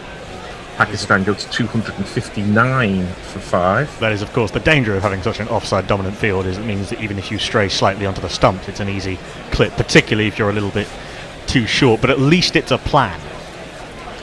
Yeah, and again, that's clever batting. Too many times England's openers hit the fielder there, but he made sure he got it past the fielder, but only with a deflection, as this ball is just touched into the offside, and it's almost a silly point. He's that close saving one there. It's not a deep silly point as we sometimes see them, but it is a point fielder, but very close in. It's the end of the over, and it's your tweets.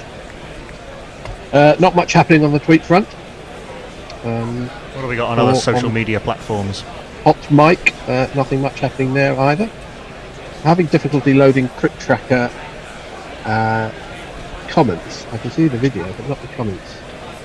Let me see if I can help you out there. While you presumably you just need to. I think you just need to click on the video, and it should enlarge, and the comments should appear. Yeah, I couldn't do that last test, so I know how you feel. Seeing Azam Shan Masood, they made the comparison with Craig Brathwaite, who was, despite not really moving his feet, was getting squared up and therefore having to push at the ball. So even though Craig Brathwaite also wasn't trying to play big shots, his impact point was quite a long way further forward than Shan Masood, but Shan is standing up tall and just transferring his weight and playing under his eyes. It's why a lot of his run scoring has been backward of square on the offside, but and he's not been looking to drive or push at the ball as he was in his early incarnation as a really rather substandard Test cricketer. But he's worked out his method over the intervening years, and it has certainly suited him well. 3 consecutive hundreds, and we do have a change at the other end. Not the change I was expecting, I'll have to admit. If the pitch isn't good for pace, get this lad on his bowling's ace. But if you need someone who bats, you should just save Dom Bess for last. I think this is getting to be cynical from Joe Root here, because in the last 10 minutes I think we've had 6 deliveries. Long time setting up this Bess over, but it started now and it's just defended by Shadab into the leg side, and there is no run. Archer hasn't bowled at all. Sorry, Archer hasn't bowled at all since lunch. And it's Dominic Bess, a young spinner making his way in the game, and down the track comes Shadab and defends, and there is no run. I'd love Dominic Bess to be the bowler I want him to be, but I just don't think he's got it to be a Test class spinner. He just doesn't do enough for me.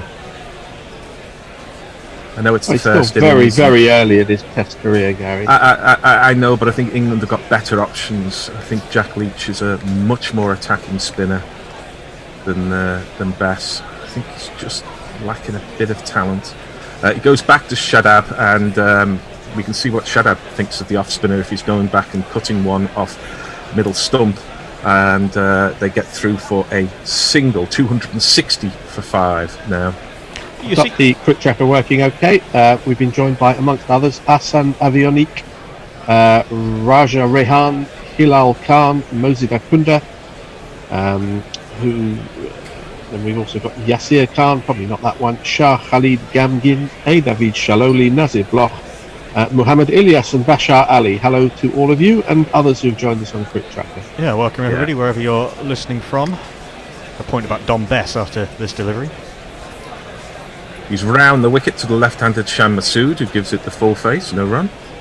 Bess has shown flashes of being able to put serious revs on the ball and get dip and drift and turn and bounce, and not just turn, but those extra things that make a spinner harder to play.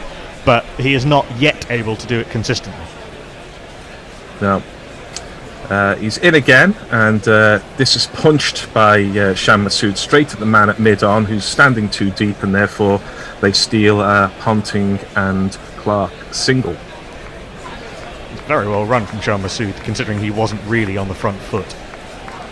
It was well run, and they're picking their fielders a little bit, and England are on their heels. England needs to up the energy here. Bess is in again to finish this over. It's not been a bad one, but it's not been a good one either. That's my problem with Bess. This one is fielded quite close to the wicket. It's the end of the 90th over. Pakistan 261-5. He does bowl the odd good ball, but not enough of them. Sorry.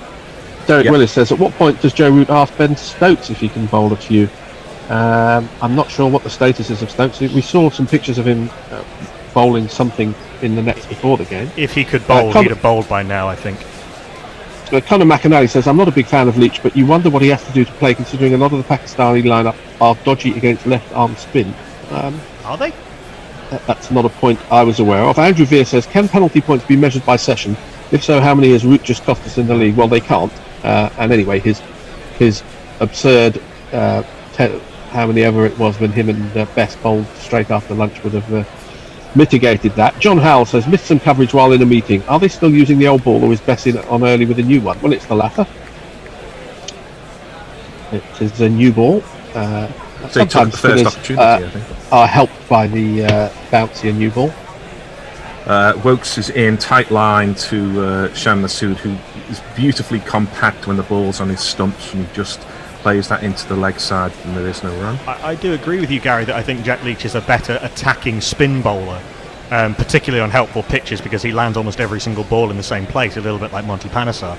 But Bess is being asked to play the role of sort of the holding spinner who can pick up the odd wicket here and there and can bat a bit to sort of balance the 11. Yeah, I understand that as Wokes just clipped off the pads down to Joffre, who's fielding at long leg, both sides of the wicket, and they're through for a single. Yeah, I mean, I understand that. I think if Leach was going at the kind of rate that Moeen goes at in Test match cricket and increasingly, alas, in one-day cricket, then I'd understand that. But Leach is an attacking bowler who still contains fairly well. And I think you just get a lot more from Leach. Dominic Bess, I like. He's a number 8. How could I not like an authentic number 8? He's chipped in with some useful runs. He's got a great attitude. Just don't think he's up to Test level. Certainly not at the moment. As Wokes is in and he's down the leg side, and that's just clipped by Shadab to deep square, and they walk an easy single.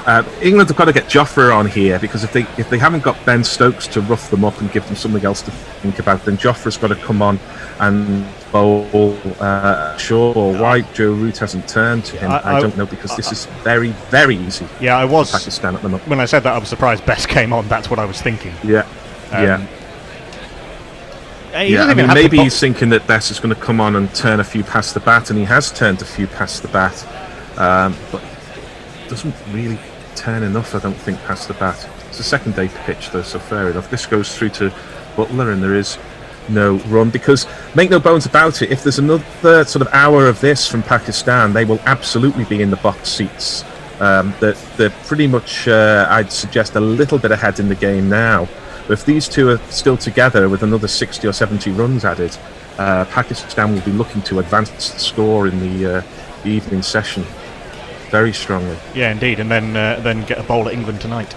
Yeah, this ball is through to Butler, and there is no run.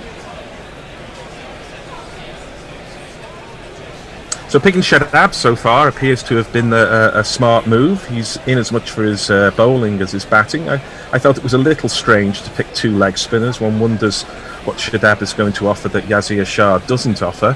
But one of the things he's done is come out and bat particularly well. Of course, Yazir Shah had a century recently in Australia, so he's no mug either. But Shadab so far justifying his selection, not least with the speed of his running and his positive play there, because again they've grabbed a single. Shan Masood goes to 113, Pakistan 264 for 5. Your tweets. Enlight Bystand says at the toss, Root said that Stokes wasn't 100%, so they weren't going to risk him. And Conor McAnally talking about the susceptibility or otherwise of Pakistan batsmen to slow left arm. He says, well, I remember Rangana Herath running through them a couple of years ago, but the team is a bit different, to be fair. Also, Rangana Herath is the greatest left-arm spinner of all time, so he's run through a lot of attacks, a lot of batting lineups, good and bad. Greatest of all time? Maybe. Well, Underwood and Bathy, I think, would probably come into that conversation, but Rangana Herath was a fantastic bowler. Yeah, well, it's different from eras gone by because of the question of uncovered wickets. So, actually, spin bowlers nowadays. Well, mind you, there was an era between the uncovered wickets and the era of DRS when spin bowlers had very much the worst of it. Yeah, well, you basically couldn't get an LBW if the batter played forward. Yeah, I mean, I think DRS has certainly been an absolute boon to spinners, and it's improved the game as well. So my father used to watch spin bowlers' LBWs being turned down, and he'd say to me, "What's wrong with that? What's that missing?" I said, "Oh, he's played forward. Very difficult to give him played forward." And my father, who never played the game, just watched the game, said, "Well, why is it difficult? Because that's definitely going on to hit the stumps." And yet, over and over and over again, you would see batsmen propped forward, taken on the pad, and the umpires would, they do that sort of half head turn. No, can't give that one. Well, DRS soon sorted that out. It became umpiring orthodoxy for a while, didn't it? Just as soon as the batter played forward, you could not give them out LBW to the spinner. Yeah. It's held over slightly into DRS because they've got this rule which, again, doesn't seem to make much sense. That if you're more than 3.5 yards forward, or metres forward, you can't be given LBW. I don't know why. You could be standing near the bowler, but if it hits you on the pad and it's going on to hit the stump, you should be out LBW. Yeah, that's a little similar to umpire's call in the sense there is a margin of error with the technology, and it does increase the more prediction it has to do. But that margin of But you have the technology. Let me finish. That margin of 2.5 to 3 meters, I think it is. It's 2.5 now, I think, is much bigger than the actual error margin of the technology. So, again, cricket's sort of in this halfway house with that, where it's protecting the umpires a little bit more than is necessary. Well, it's a holdover from the old. As you said, if you were playing very far forward, then you wouldn't be given that LBW. It seems to be just a holdover from that. I thought it was something to do with hotspot, which doesn't get used anymore because they'd be out of range of the hotspot camera, and therefore they couldn't assess. No, whether it's the same with it's the same with Hawkeye. I remember an incident. I think it was against England, India. I think it was Ian Bell was given not out when he charged down the wicket against India some years ago. That caused a bit of a minor controversy at the time. There's nothing in the laws of the game that talks about how far away you are from the stumps. If it hits you on the pad or the body and it's going on to hit the wicket, and it satisfies the criteria needed, in terms of whether it's in line or whether you played a shot. I don't see that how far forward you are makes any difference to being given an LBW decision. No, it's if the technology, if the Hawkeye technology can deal with it, then just do it. Yeah, from what I remember of the reports of the independent testing, it can, but with a bigger margin of error. And as you say, it's some combination of margin of error and protecting umpires going on sort of slightly bygone assumptions. So the drinks break, coming hot on the heels of a very slow couple of overs from England while they changed the bowling, is just about finished. They're not really selling the game, are they, after going off the bad light last night? And now, I don't know how many overs we've had in the last sort of half hour or so. My feeling is that we've had about 5 in the last half hour. England do this thing of lurching from extremes to extremes because the game was getting away from them and they needed to slow it down a little bit, but perhaps not quite this much. No, there's a bit of gamesmanship or cynicism in it at the moment. It was back to cut Dominic Bess. That was a quicker ball, but Shan Masood got enough bat on it, but the man at point fields. If there's a slip, a backward point, a forward point, a short cover, a sweeper, and a mid-off on the offside. So not much going to be on the leg side, I suspect, from down the wickets. We're immediately down the track. A little bit of a rush of blood to some extent there. It gets a leading edge and the ball skews into the offside. Inside edge onto the pad, in fact. Quite sure they should be playing that second. Is it? Inside edge. Yes, it is. To be fair, he did playing get to that it. shot second ball after drinks. This is Bess coming in, and that ball is defended by Masood, and there is no run. To be fair, Shan did get to it on the full toss. Yeah. But it was slightly across the line. The leading edge is always in play when they go across the line. The camera's picking out a pensive-looking Jofra Archer, who really should be bowling now. But Dominic Bess round the wicket to the left-hander. I suppose that's part of the thinking. But Shan Masood can take that ball from middle stump anywhere he likes onto the leg side, and he does. And they walk an easy single. It's such an easy get-out shot, and now the field turns round and Bess has the right-hander and not the left-hander to bowl at. I don't know what Bess is being asked to do here. I can't tell from the field or from where he's bowling. Well, I think from the field, certainly to the left-hander, he's been asked to bowl 2 or 3 stumps outside the off-stump and try and induce the false stroke. This is well outside off-stump, and Shadab, who's seeing it very big at the moment, drives that backward a point, and it looks like it's going to go most of the way. It's Jimmy Anderson running after it, 38 years old. And I think they're through for 3. Yes, they are through for 3. Neymar Butlin says we need a spinner that looks like a cross between Racking Cornwall and Paul Sterling, a pub bouncer with a building gig on the side. Could be me. Jess says, have I told you lately how much I love Test cricket, especially with guerrilla cricket involved? Well, thank you very much, Joe. Well, thank you. So I'm hoping I haven't missed the ball, but I've got frozen screen for a bit. Dominic Bess is coming round the wicket, and this ball is defended by Shan Masood, who has 114, and Shadab, who's played a very fine hand for 44. It's the end of the over. Pakistan have 268 for 5, and we have your social media. Conor McAnally says, why don't they use hotspot anymore? Is it just the cost? Warren was talking absolute muck about an inside edge earlier for the LBW shout against Masood. Dave Sarah with some good cricketing history, says Keshav Maharaj's first Test cricket was Smith, LBW coming down the wicket 2015. Keshav appealed and Smith was shocked to be given out. Neymar Butlin says Hotspot, Hawkeye, Hot Mike, Ultra Edge. I think I'm going to write a postmodernist poem to go with Dr. Dan's outwork. You may remember from the 2013 Ashes, Graham Swan dismissing Chris Rogers with a testicle high full toss that was missing leg, which Rogers unaccountably failed to review. Yeah, Gravy Howard says, my last tweet was liked by Gorilla Cricket and Messi Jez. That's number wang. Well, Messi Jez is probably up in the millions of tweets liked so far. I can actually look at it. How many tweets he's liked. Where do we find that? Well, something's going on in Manchester, but it's not cricket at the moment because there's men in the field standing around. This is real cynical stuff from Roots in England. It really is. I'll have one more over of this triad, and then Hendo is going to come on to replace not Fred. So Wokes is at last able to bowl, goes wide on the crease and bowls down the leg side, short, and it's through to the keeper. Ollie Rosenthal says, isn't it inevitable that eventually all LBW appeals will go straight to the third umpire and umpire's call will be a thing of the past? Possibly. I mean, umpire's call is a bit of a misnomer. The way umpire's call works, and I looked this up during the West Indies series, is that the centre of the ball has to be hitting sort of the main part of the stumps. If it's slightly outside that, but some of the ball is still hitting the stumps, it's umpire's call. Wokes in again, and that's another short ball down the offside, and that absolutely dies in the pitch. And Shedab gets up and smiles because he ducked under a ball that barely got stump height.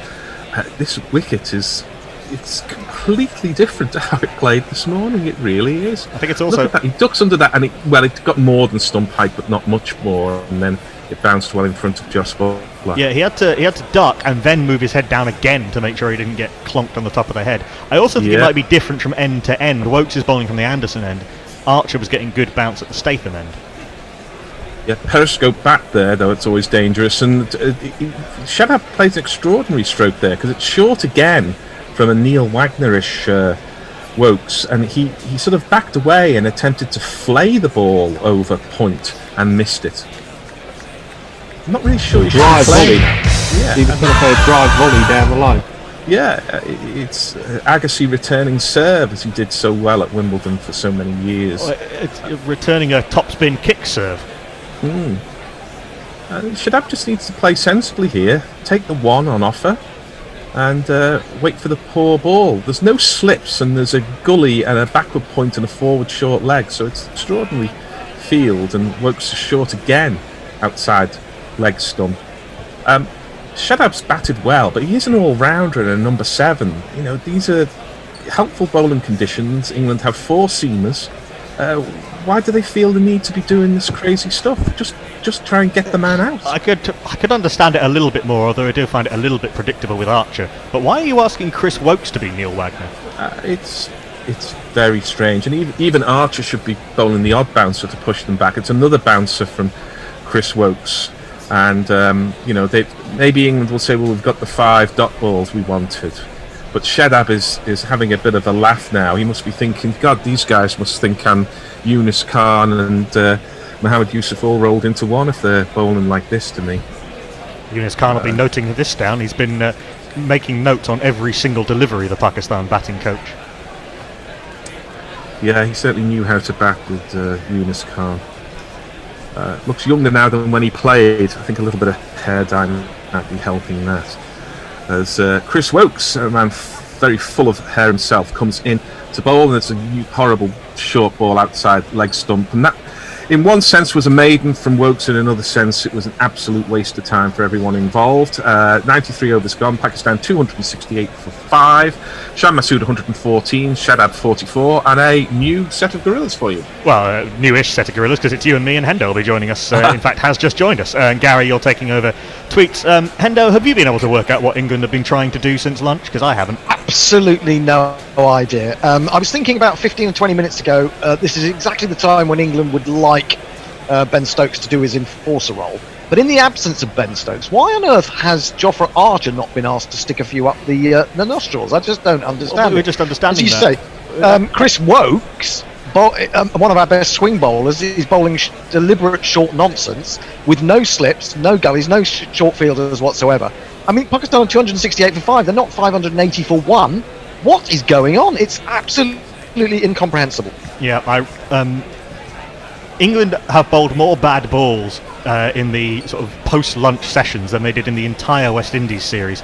That's actually a pretty good shot from Shan Masood. A little bit flatter and fuller from Dom Bess. His hands on heads, and I guess if Shan had missed that, it would have been LBW, but he emphatically middled it to the fine leg boundary for 4. The number of the day. Who could ask for more? The number of the day is 4. Talking in the first session about Shan Masood starting to open out and play a few more shots as he got more comfortable. That's the first time we've seen him sweep the spinner. I mean, is Archer carrying a knock? Is that what we're to assume? Down the track comes Shan Masood and pings this beautifully through the offside. Short extra cover is up and it screams to his left hand through the vacated gap. Beautiful shot from Shan Masood.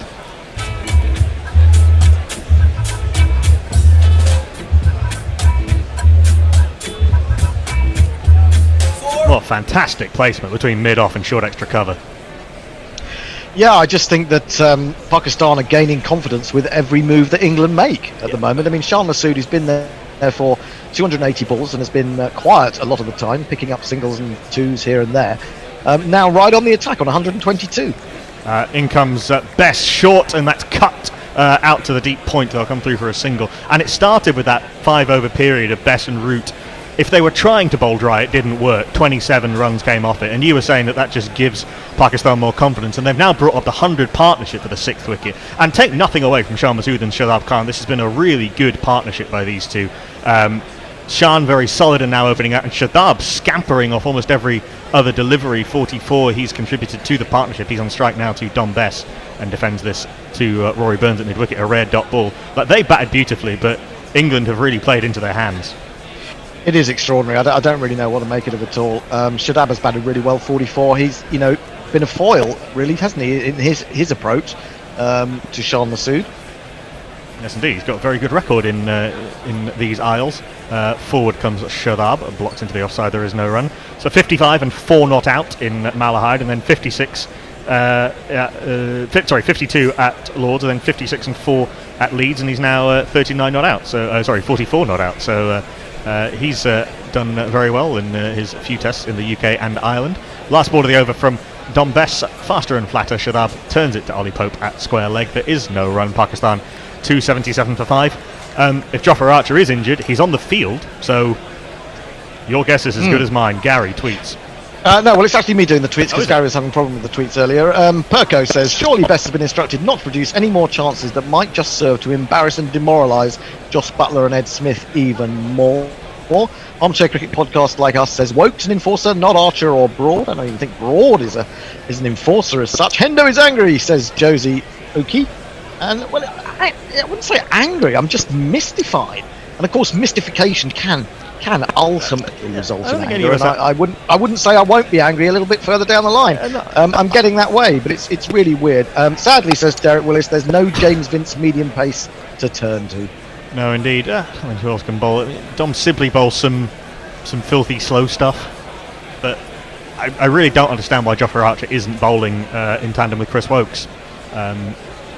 Dom Bess has troubled Shan Masood, but not for the last hour.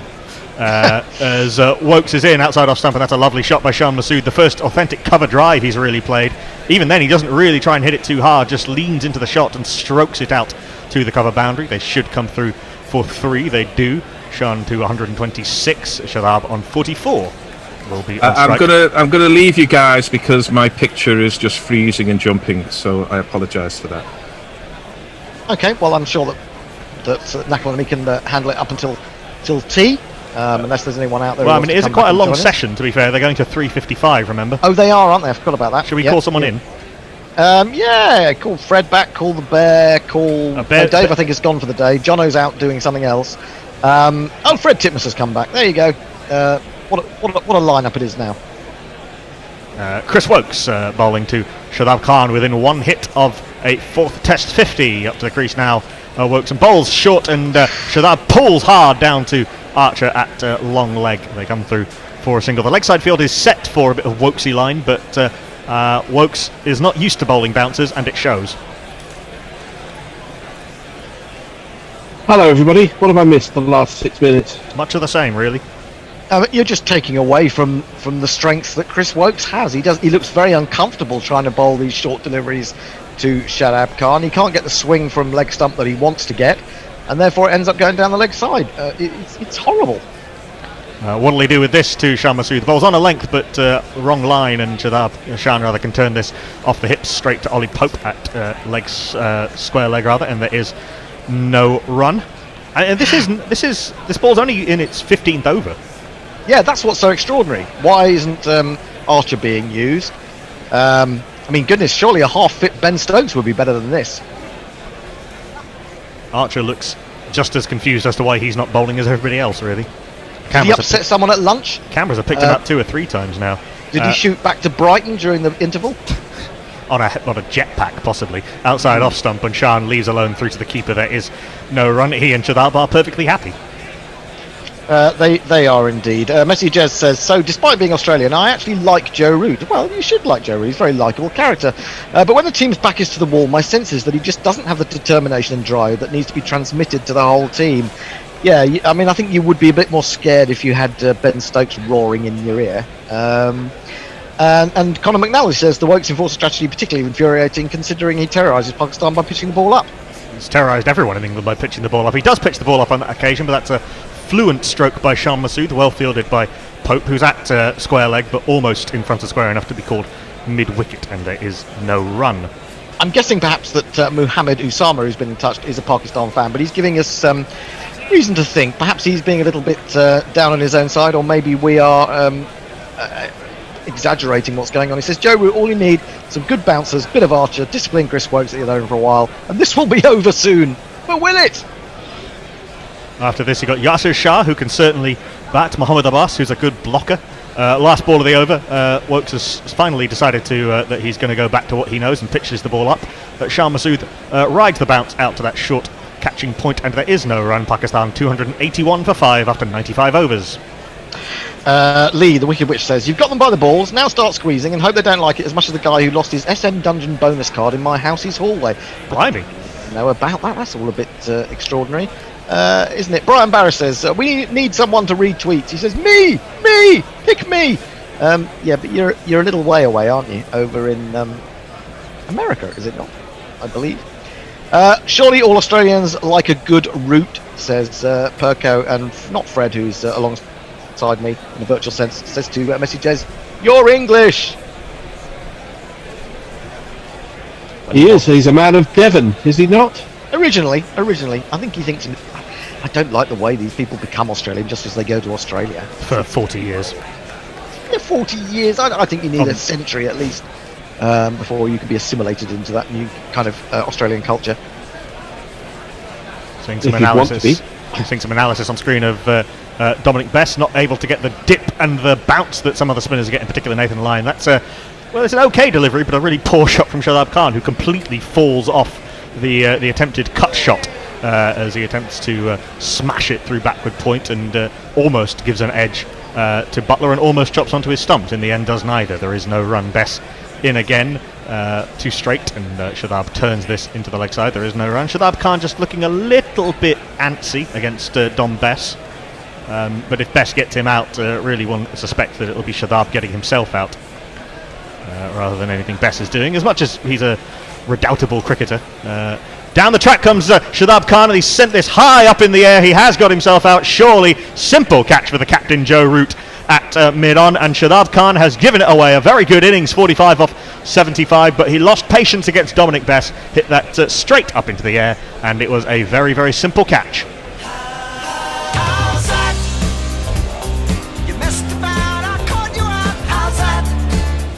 I think that is why Shadab Khan does not bat above number 7. Yeah, it was a foolish shot, really. I don't know why he played it. And in fact, despite themselves, or in spite of themselves, England have got the breakthrough. That's really, again, another example of how the teams are giving the initiative away to each other, almost in turn. After you, sir. No, yes, after exactly. you, sir. It does seem to be like that, doesn't it, Fred? Yeah, it is a little bit. I mean, but that it's an excuse that's often made about batsmen getting out. That's the way he plays. But he has looked to be pretty aggressive with his running, especially, but also with his shots. He's looked to take on the bowlers, and that is a legitimate way for spinners to take wicket. I know sometimes you see catches taken on the boundary, and people say, "Oh, well, he's bought that wicket," or "He was lucky he's got one caught." But that's what a spinner is trying to do. You're trying to get a wicket. If you dance down the wicket and miss one, and Butler happens to kick one onto the stump, or if you're caught at deep mid wicket, they all count as a wicket. There's no such thing as good wickets and bad wickets, really. Yeah, for sure. Sorry, go ahead. Yeah, you're absolutely right.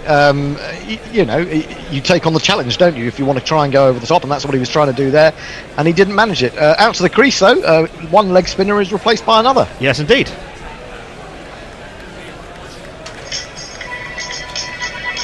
Oh, yes, I bowled googlies, but I got my medicine wrong. I bowled posies, leggies, googlies, all day long. Won't be on strike as they could have run 3 while that ball was in the air. And Shan almost manages to defend this back onto his own stumps. It just dribbles past the off stump, picked up by Butler. There is no run. Yeah, I give Don Bess a little bit of credit. He did beat Shadab Khan in the flight. Perhaps saw him coming down the wicket and dropped it a little bit shorter. Got it to dip and take the toe. But a rush of blood from Shadab Khan. Shah Masood batting very much with the tail now. He's been there for 287 deliveries. Very round arm from Don Bess, and that's a tight leave. That didn't turn at all, and he's left that to skid through about a fifth of the way up off stump, just outside off stump. Tight. And Butler can't take low down. There is no run. You don't need to say Butler can't take. Last ball of the over from Bess. And Shan Masood trying to make sure that he's on strike, but can't do so. It thuds into his pad. In the end, a decent over from Don Bess, certainly an effective one. 281 for 6 now, Pakistan. Aidan, AD Bid, says, there's always a slight petulance to England in these circumstances. I think that's absolutely true. The great Aussie sides of the 90s and thousands rode these scenarios and stayed disciplined. This was especially prevalent in the Taylor and pretty Moore damn sides. petulant. They could be petulant when it went against them. It was disciplined petulance. Brian Barrow says, yes, I'm in the US. It's a shame I need a plane or a boat to talk with you all on Zoom. Absolutely. Messages, I defected. I grew up in Sussex, not Devon, county of Ted, Dexter and Jim Parks. You've outraged him there. You've absolutely outraged Messages. Is he still trying to sell those old autographs? I don't know. He's stomping around Perth at this very moment. Andrew Veer says, thank you, Worthy Park and Sauvignon Blanc. See proof our drinking habits influence results in Messages we trust. So the particulars of that innings from Shadab Khan, 45 off 76, 3 fours in it. It was a very good innings and a lot of scampering that ended in rather silly fashion. Wokes into Yasir Shah facing up to his first ball, and he blocks into the onside. There is no run. Did get a test century over the winter. It was extraordinary, that century. I saw quite a bit of that actually in Australia. He only averages 13, but he scored 113 that day. It really was quite an extraordinary knock. Yeah, he's got some spirit with the bat, Yasir Shah. He can be relied upon to hang around for a little while. Mohammed Abbas at number 9 is a good blocker. I don't know very much about Shaheen Shah Afridi and Naseem Shah with the bat, I have to say. No, I don't know a lot about Naseem Shah's batting at all. In comes Woke's second ball of the over, and Yasir compactly defends into the onside. There is no run. He's a busy little cricketer, Yasir Shah, with the ball and with the bat and in the field. You will note in the field that his legs appear to be moving twice as fast as everybody else when he's running. He's getting on a bit now, Yasir. Was he 34 now, I think? It took a long time to get into first-class cricket, didn't it? It was really when Syed Ajmal upset the cricket authorities with what they deemed to be throwing, that he got his opportunity. Yeah, 10 years in first-class cricket before his test debut, Yasir Shah, and boy, as it showed with his success in test cricket. He's off the mark now as Broad misfields a punch that goes through him at mid-off, and they come through for 3? No, just the 2. Shan and Yasir decide on just the 2 runs. Yasir Shah, 213 wickets in just 39 tests. It's amazing, actually, that Yasir Shah has only played 39 tests. It is, isn't it? I was thinking this. You'd have thought he should have played a lot more than that by this stage of his career. Hasn't played a lot of ODIs, has he? Really, he's not really seen as a short form player either. Shadab is very much the first choice wrist spinner in white ball cricket. Yep. Along with Imad Wazim, the slow left armour. In comes Oakes to Yasir Shah, no problem with his test credentials as a spin bowler, one of the best in the world. A pointless short ball outside off stump, which Yasir ducks for the hell of it. There is no run. Grubby says, quality Yasir jingle there. Some new talent in the ranks to threaten Jeff Perkins and Mog 7734. Who was that? That was a Prikey That was jingle. Grubby. I think it was quite an old one. That was Grubby. Oh, that was actually Grubby's jingle. Is that why he's talking about? We've got singing. Oh my god, that was even worse than I thought. Then, Lord, play it again. Well, we've got the Play the other jingle. Play the other Yasir Shah jingle. I will while they're checking the ball. Yes, do it. Let's have it.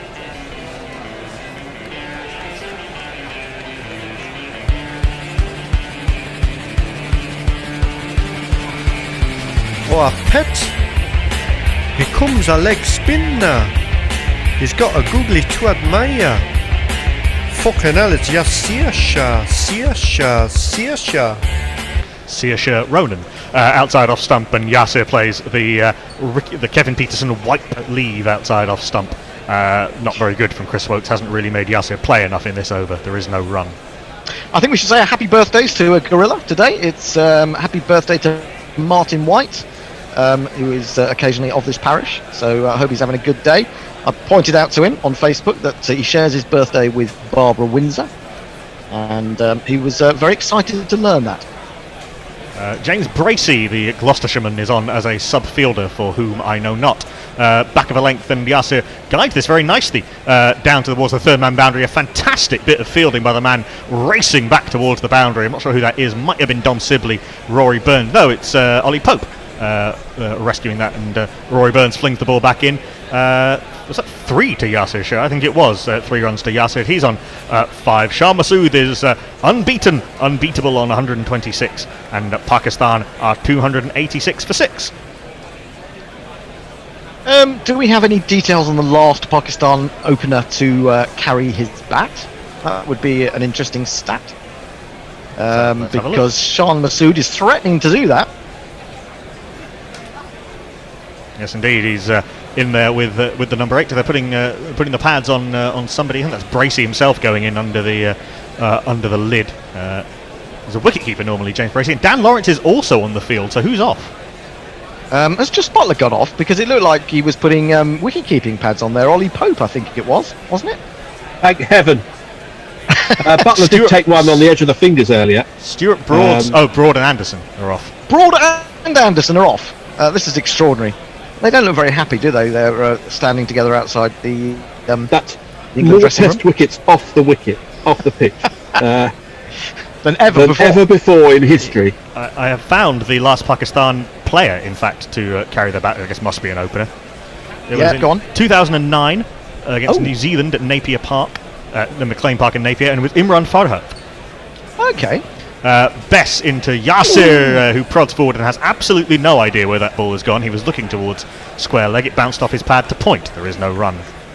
Only 4 Pakistanis have done so. Nazar Mohammed against India in Lucknow in 1952. Modassar Nazar against India in Lahore in 1983. And Syed Anwar against India in Kolkata in 1999, plus Imran Farhat.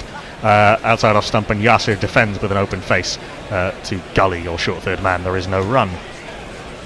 I would never have picked Imran Farhat as being amongst that group of players, I must admit. No, decent player, but not one you think of as someone with real solidity. Sun bursts through the clouds, and Bess beats Yasir on the outside edge. Butler takes the stumps, as pretty much every wicketkeeper does when a player stretches forward. Even though Yasir's back foot was firmly planted, there is no run. Bess trying to get the ball to spin. It doesn't spin. Sometimes that can be a spinner's greatest weapon. Absolutely. As he's in, slipping a short leg to Yasir Shah, who prods forward uncertainly. Got a little bit stuck with that front pad. He just sort of planted his foot and then had to work around it, and comes off some combination of bat and pad through to short fine leg. There is no run. Is it definitely still Joss Butler behind the stumps? Yes, it is, yes. Yep. So I don't know what Ollie Pope was doing. I think he's putting on pads at short leg. Oh yeah, that's a good delivery from Dom Best. Beats him on the outside edge, and it bounces out of Joss Butler's gloves and almost hits Yasser in the back. There is no run. Well, what made me confused about that is that I was pretty sure he was putting those pads on the outside, which seems odd. Anyway, nothing has changed in regards to who's behind the stumps and who's at short leg. If anybody was going to go behind the stumps, it probably would be James Bracey, because he keeps very regularly for Gloucestershire. As Best bowls the last ball of this over. He looks a lot better in this spell, to be fair, for all the bagging we were giving him. And this is turned around the corner from Yasser Shah to short fine leg. There is no run. Tight over from Best. Pakistan 286 for 6. I'm missing something. Where is Folks? That's a good question. That's a good question, actually. If you were going to have a sub-field wicketkeeper, it would, of course, be Folks. Perko is being... I feel sorry for Perko. He seems to lack self-esteem. He says it is a good jingle, Grubby, but hardly new. And I don't know about that Mog 7734 cat, but I have a natural immunity to talent. Jeff, you do yourself down, you know. Come on. Yeah. Stop with the false model. All of our jinglers are very sensitive souls. They are. I think actually, and you would be they're musicians, aren't they? They're artists. Actually, I think all of our jinglers are out of commission at the moment. Jeff has asked to be. Butler's dropped another one off Dom Bess. Oh my God! He reprieved Shan Masood twice on 45, and now he's reprieved Yasser. A very thin nick, which nobody seemed to pick up first time round, but out it went. And Joss Butler's test match with the gloves gets even worse. But we have something to cheer up about, because coming into the attack is this man. Yes, the lesser spotted. And now it's time for Jofra Archer.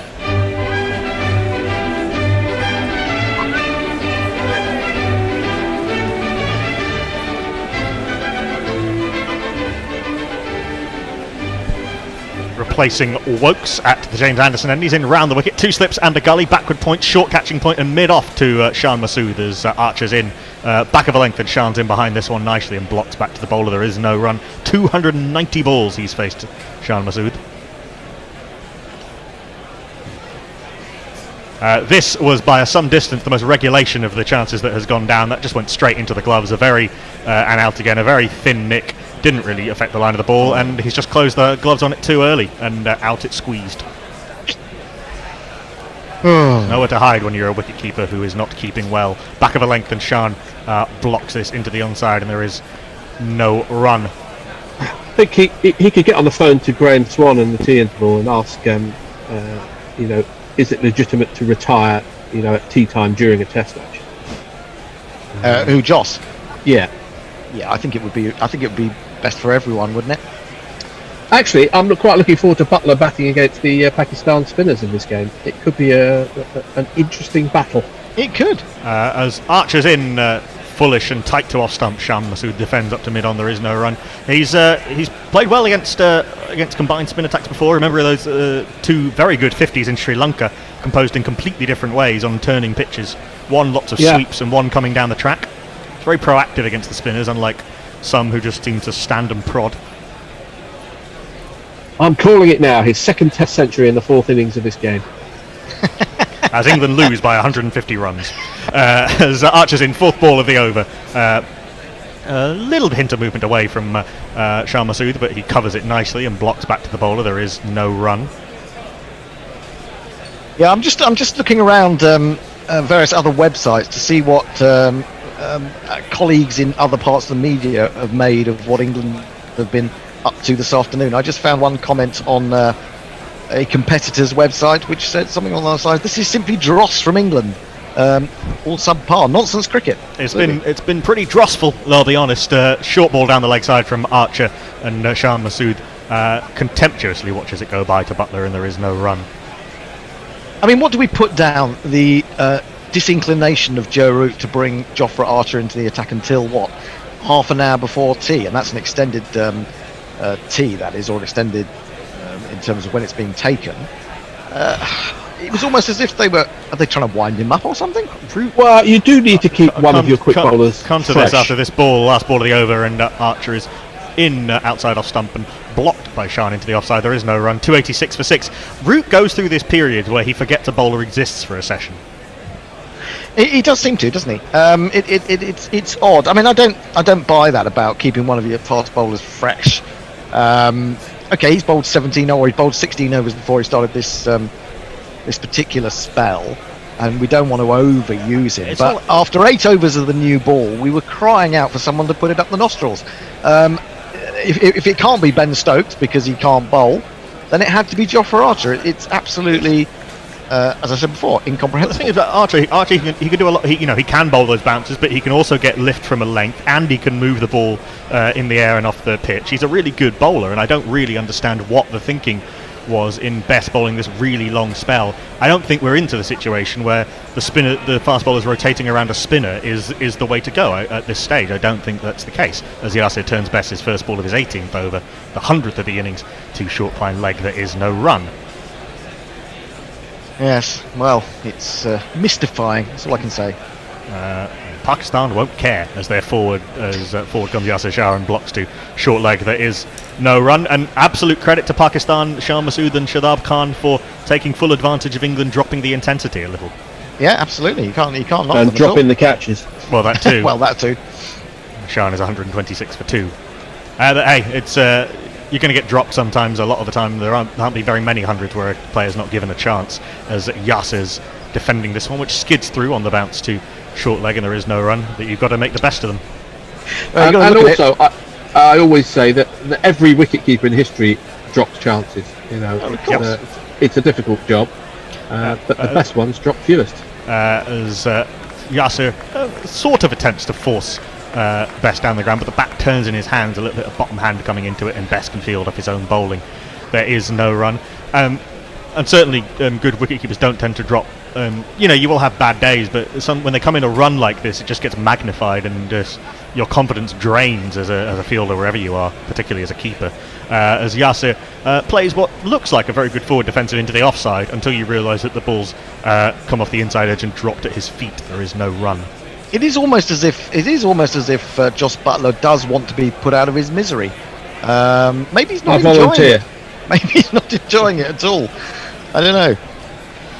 As Bess is in, last ball of his over, slip and a short leg. Yasir stretches forward, very low hands Yasir Shah has in defence, and fiddles this out into the offside. There is no run. A maiden from Dom Bess. Pakistan 286 for 6. We understand Grubby will be joining us after tea at some point. Well, that's nice to hear. Always great to have Grubby along, and he's been perking up every now and again when he's heard the odd jingle played that he, of course, composed himself. Conor McNally says, I think it'd be fine to keep Archer in reserve if the idea is to have him bowl 4 overs of rapid pace, but that doesn't seem to be the strategy. Anna Forsyth, our friend in Vancouver, says, hello all, does Archer need to be taught the art of warming up conspicuously in front of his captain, or does Root just need to get a clue, or both? Archer in, strikes Shah Masood on the thigh pad as he tries to work this into the onside, and dribbles down in front of him. There is no run. I always used to do that, try and warm up in the captain's eye line. Didn't help me very much. No, some people know exactly how to do it and do it right. I think it would have helped if I was good. Well, that always is an advantage, isn't it? Yeah. The other thing you do is when the ball comes to you in the field, you bowl it back to the keeper. I've got the googly. It's coming out nicely today. Coming out nicely from 80 yards. As Archer's in, fires this down the leg side, trying for the fuller delivery. Butler takes skipping down leg, and there is no run. To be fair, actually, the googly was my stock ball, so.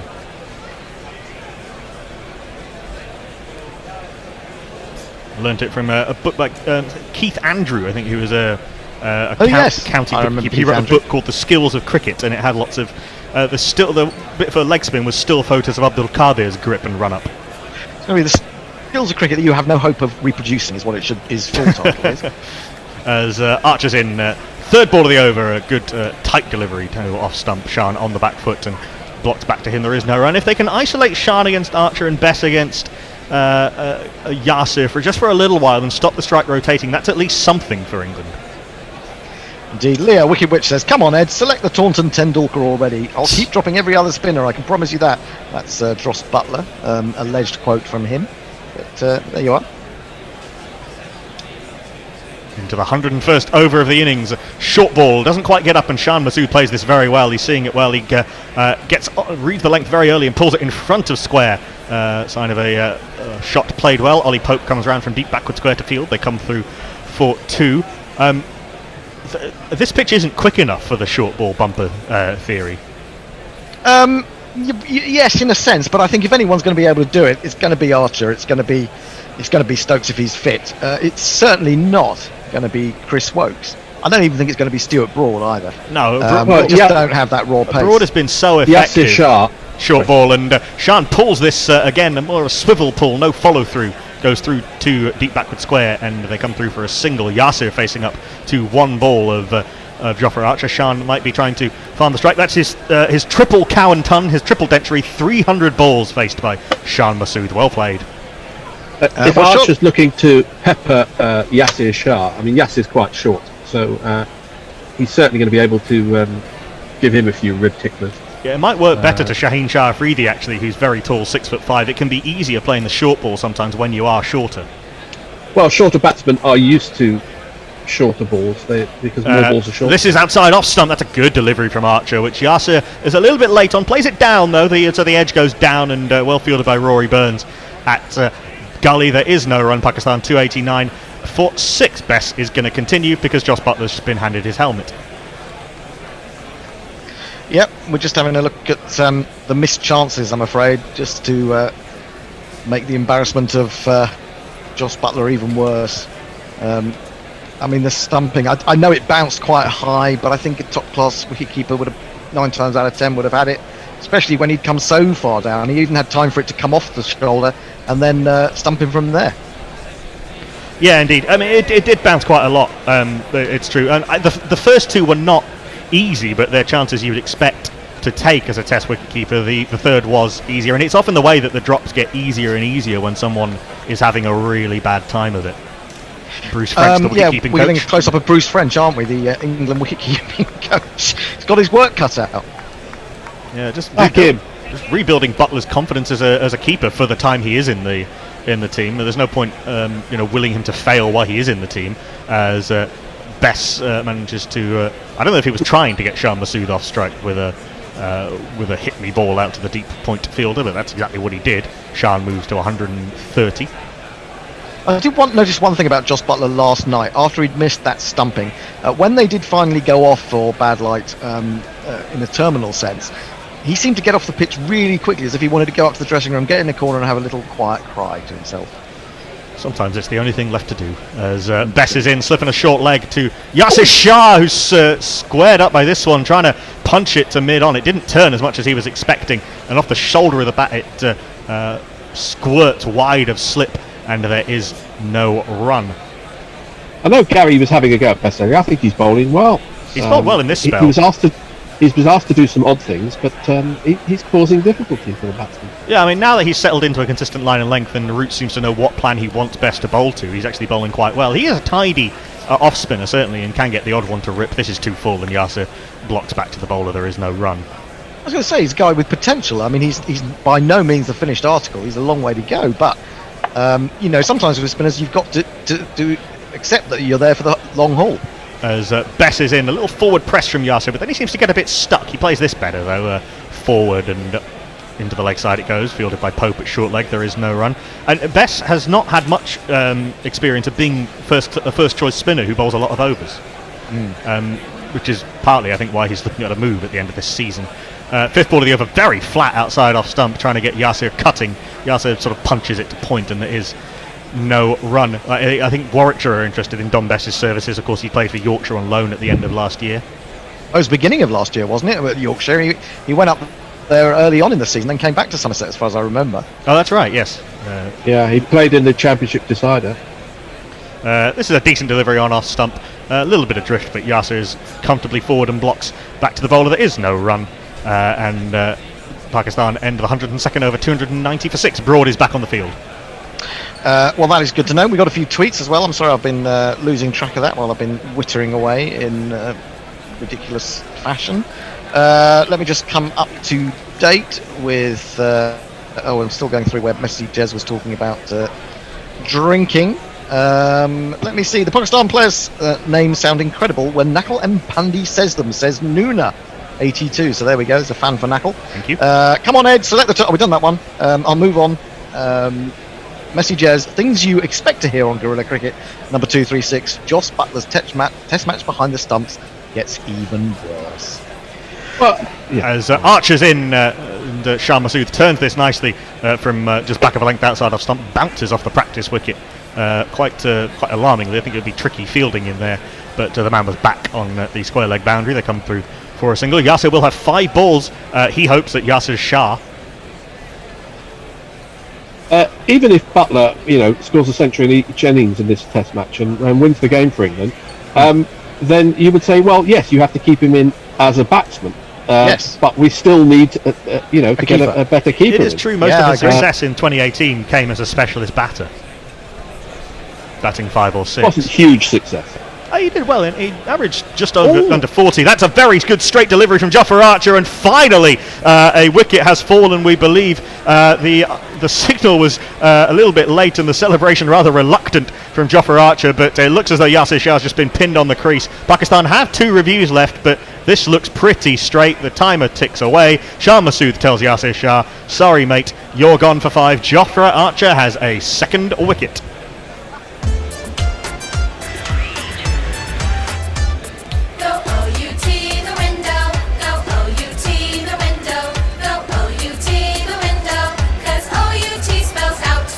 I'm not convinced by that. I think that could be leggy. missing leg. Hit him on middle leg. It's cool, isn't it? It's hitting the outside of the top of leg stump, so had they reviewed, the review would have been retained, but the wicket would not have done. I think I thought that initially, but we got fooled by the fact the first replay is always from mid-off.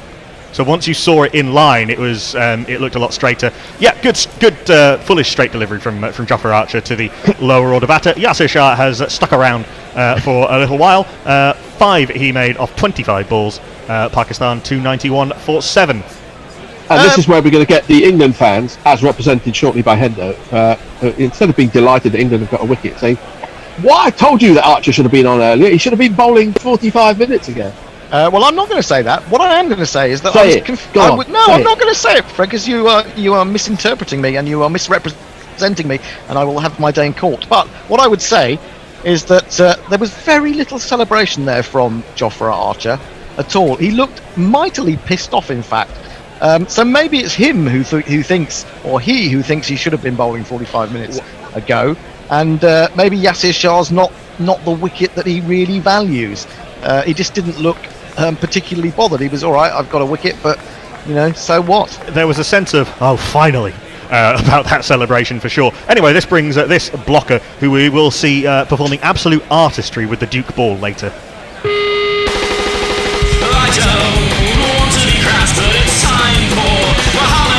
Yeah, the appeal was pretty energetic from Archer, but then there was a sense of, oh my god, at last, with the when the umpires put his finger up. There's a sense of, Jofra Archer's not that demonstrative, to be fair, so it's not always easy to read his body language. But I don't know. I think something may have gone on in the England dressing room at some point. As Archer's into a bus, and that's 2 in 2. That's a beauty first ball to a tail ender.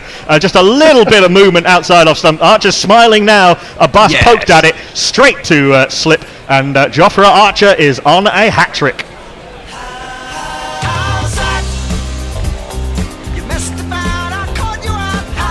This is how England should be using Archer more. Hang the short ball stuff. He's not just an enforcer, he's a really skillful bowler. And if it's good enough for the top order, as it has been, it's good enough for the tail. Mohammad Abbas had absolutely no clue. I don't think anyone's actually suggesting that all that Archer can do is be the enforcer. I think actually that role has been played much more by Ben Stokes when he's had the opportunity. He is a very skillful bowler. The ball that got Abid Ali yesterday was an absolute cracker. For England's first wicket. It's good to see him raising a smile now, and actually maybe everyone's making up in the England team. It does make it more likely that Shah Massoud will carry his bat, and I just want to say to Fred, why was he not bowling 45 minutes ago? I have to agree with you, that's on behalf of all England fans. I mean, to be fair, I happen to agree with you. England have let it drift in the field this afternoon. And, at the back of their minds, they'll be thinking, it's good to have picked up 2 wickets and 2 balls. And he's on a hat-trick, which is always good fun to watch. But he could have been doing this a while back. To be fair, we did say 45 minutes ago that he should have been bowling 45 minutes ago. And everybody did, because the camera kept picking him out, so he was obviously being spoken about in the Sky commentary box as well. It just seemed a bit odd. It did seem a bit odd, and this man will have to face the hat-trick ball. It's always time for Shaheen Afridi. No, not that other guy, that's Shaheen. It's always time for Shaheen Afridi. No, not that other guy, he used to find the ball. Shaheen Afridi, Shaheen Afridi. For the hat-trick ball, 4 slips on the gully, a leg slip, a short leg, a short extra cover. The last England bowler to take a test hat-trick was Moeen Ali. Archer's in, and well defended by Shaheen Shah Afridi off the back foot. 2 short leg, hat-trick ball avoided, but 2 wickets and 2 balls. Pakistan now 291 for 8, and Shah Masood has some work to do to steer Pakistan past 300. Well, that was an example of fine, solid defensive play from Shaheen Afridi there. He looked every inch the proper batsman, and that is the way to deal with a hat-trick ball. Yes, indeed. Perhaps not. Well, you're being a little bit harsh saying that's not full enough, but it was tight to off stump. But yes, Shaheen stood up well, and Archer's in as the sun bursts through the clouds. That's a really good bouncer, and well played-ish by Shaheen Shah Afridi. He's a tall man, and he tried to duck, and he didn't quite get up, and he sort of kept his eye on it and managed to keep it down as he fended it into the slip cordon. There is no run. He had no idea where that was going. You say he's played it well, but it just happened to have gone down from his bat handle into the ground. It could have easily have gone straight into the hand of one of the slip fields. I thought he did quite well there, to be honest. His bat hands are very far apart on the bat. The big, tall Shaheen Shah Afridi. That's a very good ball to a man who's 6'5". Archer bowling the Yorker. Shaheen digs it out. Superb over from Jofra Archer. 2 wickets in 2 balls. Pakistan 291 for 8. Well, again, there's just another turn in this game, isn't there? Suddenly England have got 3 quick wickets, and the game is back in the balance once more. Brian Peacock simply says, "Play a proper keeper!" Exclamation mark. There are 6 exclamation marks to that. Talking of thin nicks, Chris Acquire says, "I think most of us have known a few thick nicks in our time. Thin nicks are rather rarer." Connor McNally says, "What this England performance is teaching us is the need to bring back nascent all-rounder James Vince. His catching would also take some of the focus off Butler." Yeah, he had a day when when absolutely nothing went right for him. I think there's a special room that Jos Buttler and James Vince will be put in very soon.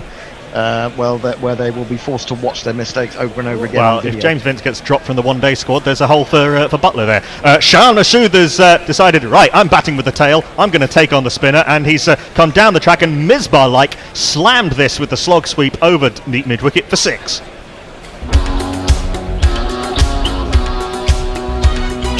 I believe in miracles since you came to bat.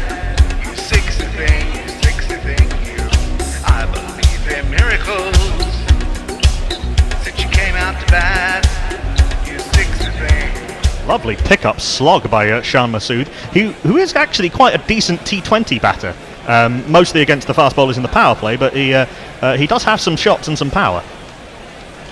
Well, it's just getting a better and better innings by the minute, really, is it? From Shah, he's gone on to 137 now. Yeah, fabulous stuff from Shah Masood, who was almost a joke figure on the last tour he played in England in 2016. Well, I know that they say that, and you look at the fact that he got out to Jimmy Anderson so many times. But I looked at those balls they showed this morning. I'll break off. Shah nearly cuts this back onto his stumps. It keeps a little bit low, and Shah Masood trying to cut, gets a bottom edge onto toe, and it rolls out into the offside. There is no run. They were saying how much he'd improved in terms of his judgment of leaving the ball, and it was a very good point made by Michael Atherton. But the balls that he got out to in that series were actually pretty darn good balls. Yes, they were. Down the track comes Shah Masood, and that's an even better shot. He's almost got to the pitch and sent it high back over Dominic Bess's head. That is an absolute beaut of a shot from Shah Masood.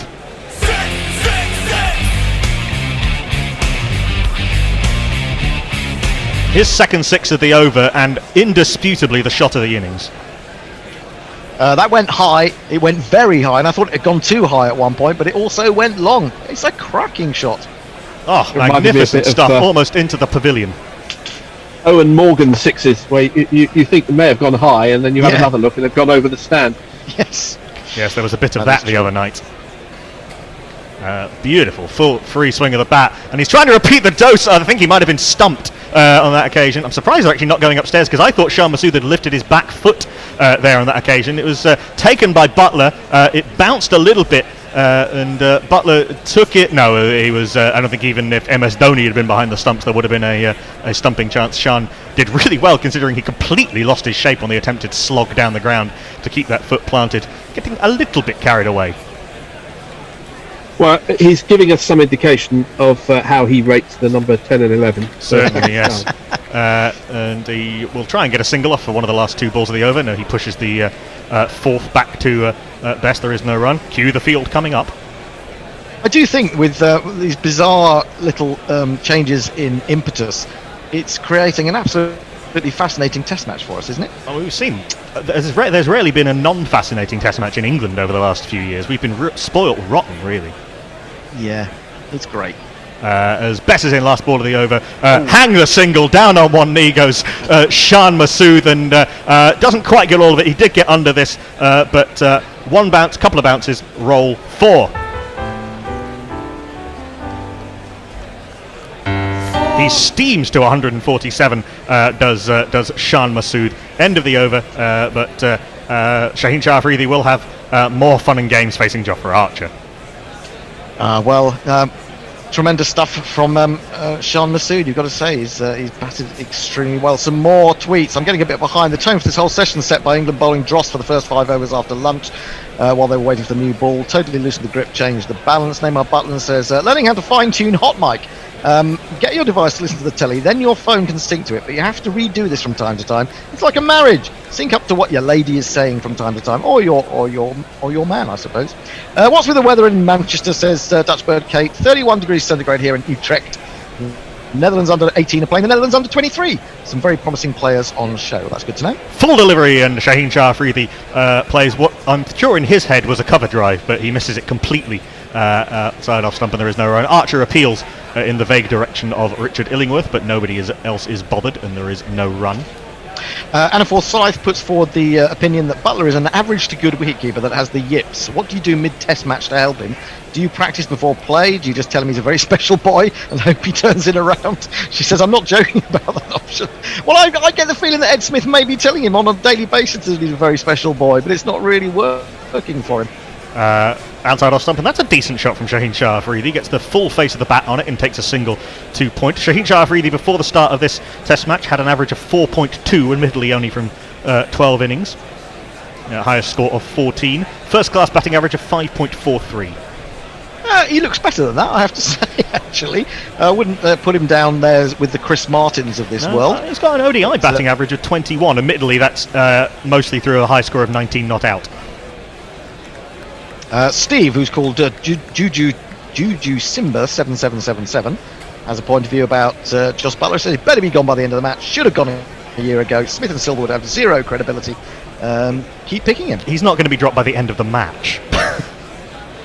Well, he could be dropped. Yes, at the end of the match. I think a lot may depend on how he bats. But as we said earlier, it's not really about his batting, even if he bats well. Short ball from Archer, and Shah Massoud pulls this into the onside, well fielded by the one man in front of square, Chris Wokes. Shan really could have put that anywhere, and it moves to 148. This is his highest scoring test cricket. Do you know, funnily enough, I was just about to say what was his highest score before this. It was 135. He's got 3 test hundreds in a row now, although separated by months and months. It's taken them about 10 months. Yeah. Exactly. It's the way the world at the moment. The last 2 were in December and January. Short ball, and Shaheen Shah Afridi fends this off uncomfortably from in front of his chest, and it pops up through where a sort of on Hayden would have been. The silly mid-off, there is no run. Bear, who's now back in the studio, raised an interesting point. 3:55 is the scheduled close of the second session. Will they take the extra half hour if Pakistan are 9 down? They have to. They don't have a choice. It's mandatory. If 9 are down, you delay the input. Okay, so if one of these next 2 balls is a wicket, we'll be going on for another half an hour. Short ball, and Shaheen Shah Afridi stands up tall and drops it into the offside, and there is no run. Or until they take the last one. Well, it's 3:53. We'll get one more over in after this. Naima Button says, why is everyone looking Irish to me? Yassir Shah looks like he could be from Cork. Okay. Maybe 45 minutes ago, Archer wouldn't have been angry enough to bowl like that, says Jeff Perkins. Similar to the it's the Broad Chris motivation Broad employed in the dropping Western theory. Series. Yes, Chris yes. Broad? Yes, indeed. Not Chris Broad, no. He was rightly dropped. Last ball of Archer's 20th over, the 105th of the innings, is left alone in vaguely competent fashion by Shaheen Shah Afridi. Through to Butler, there is no run. Pakistan 309 for 8. We will have one more over before tea, unless there's a wicket. Neymar Butland says, maybe this was all part of the plan. Use a fresh Archer to blow away the tail.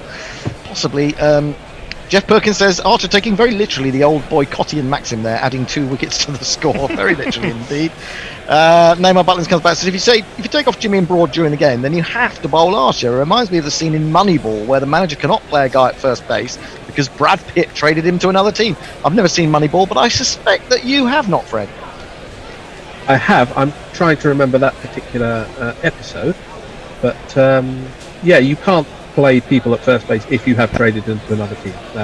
That's true in all sports. They can presumably play them at third base, first base for their team. Anyway, we do have a change of bowling. The last over before tea will be bowled by this sensei. Sweep the leg, Brody. Got the best headband around.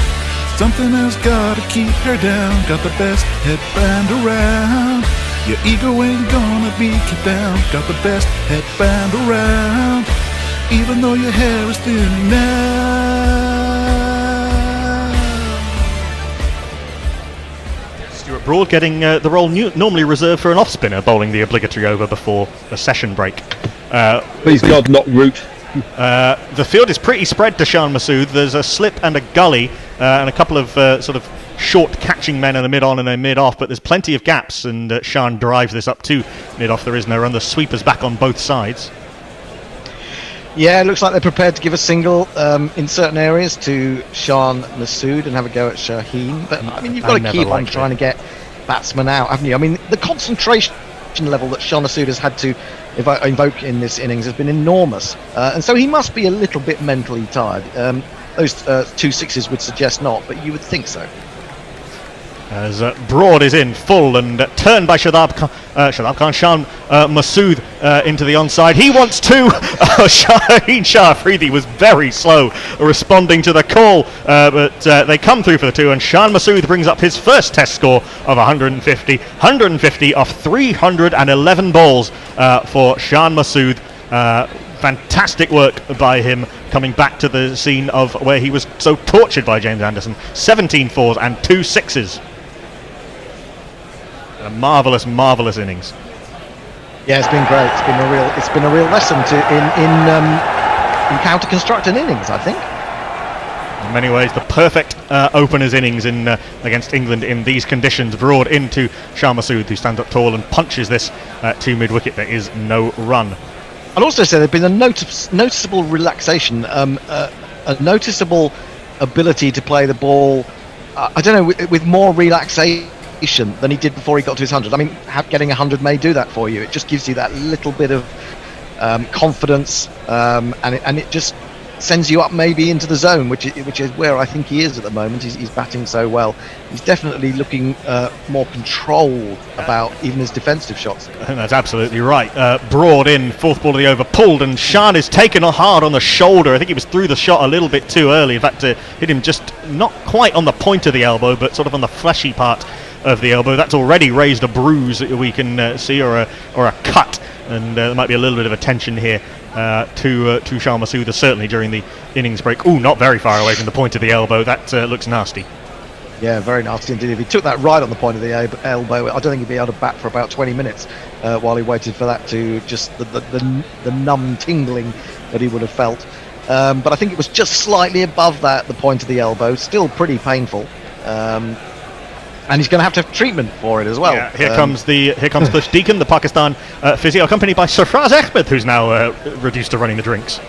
Okay, that's great. We're going to have 3 minutes of him getting treatment, and then go off for tea. Take a further pass to 2, and then he's going to take a wicket, and then we're going to have the further half out. Tea's going to be about 7:15 at this point. Listen, I'm getting very excited because Nestle Boy has sent through a tweet which has been sent through by Zero Gravity Media. It is pictures of pastries rising in the oven. It is a thing of beauty, and he says simply, for Hendo. Well, thanks very much, Nestlers. I have not had a pastry since the South Africa tour. Blimey. Well, I know. They just showed a replay of the very strange 2 that was taken earlier, and they didn't show first time. Was that Butler, with a chance of running out at somebody at the bowler's end, just threw the ball about 10 yards wide of the stumps. Did he still have his glove without on? his glove on? Oh, right. What? He had his. I thought he hadn't. He didn't have his glove. I'm not sure. Did he snatch the wrong glove off? Is that what you're saying? Yeah, Shaheen Shah Afridi had to dive full length and got absolutely nowhere near the ball. The ball would have been long gone if the throw had hit. I think Broad was actually standing near enough the stumps that you could either have aimed at the stumps or thrown it to Broad. His day is getting worse, if possible, Josh Butler's.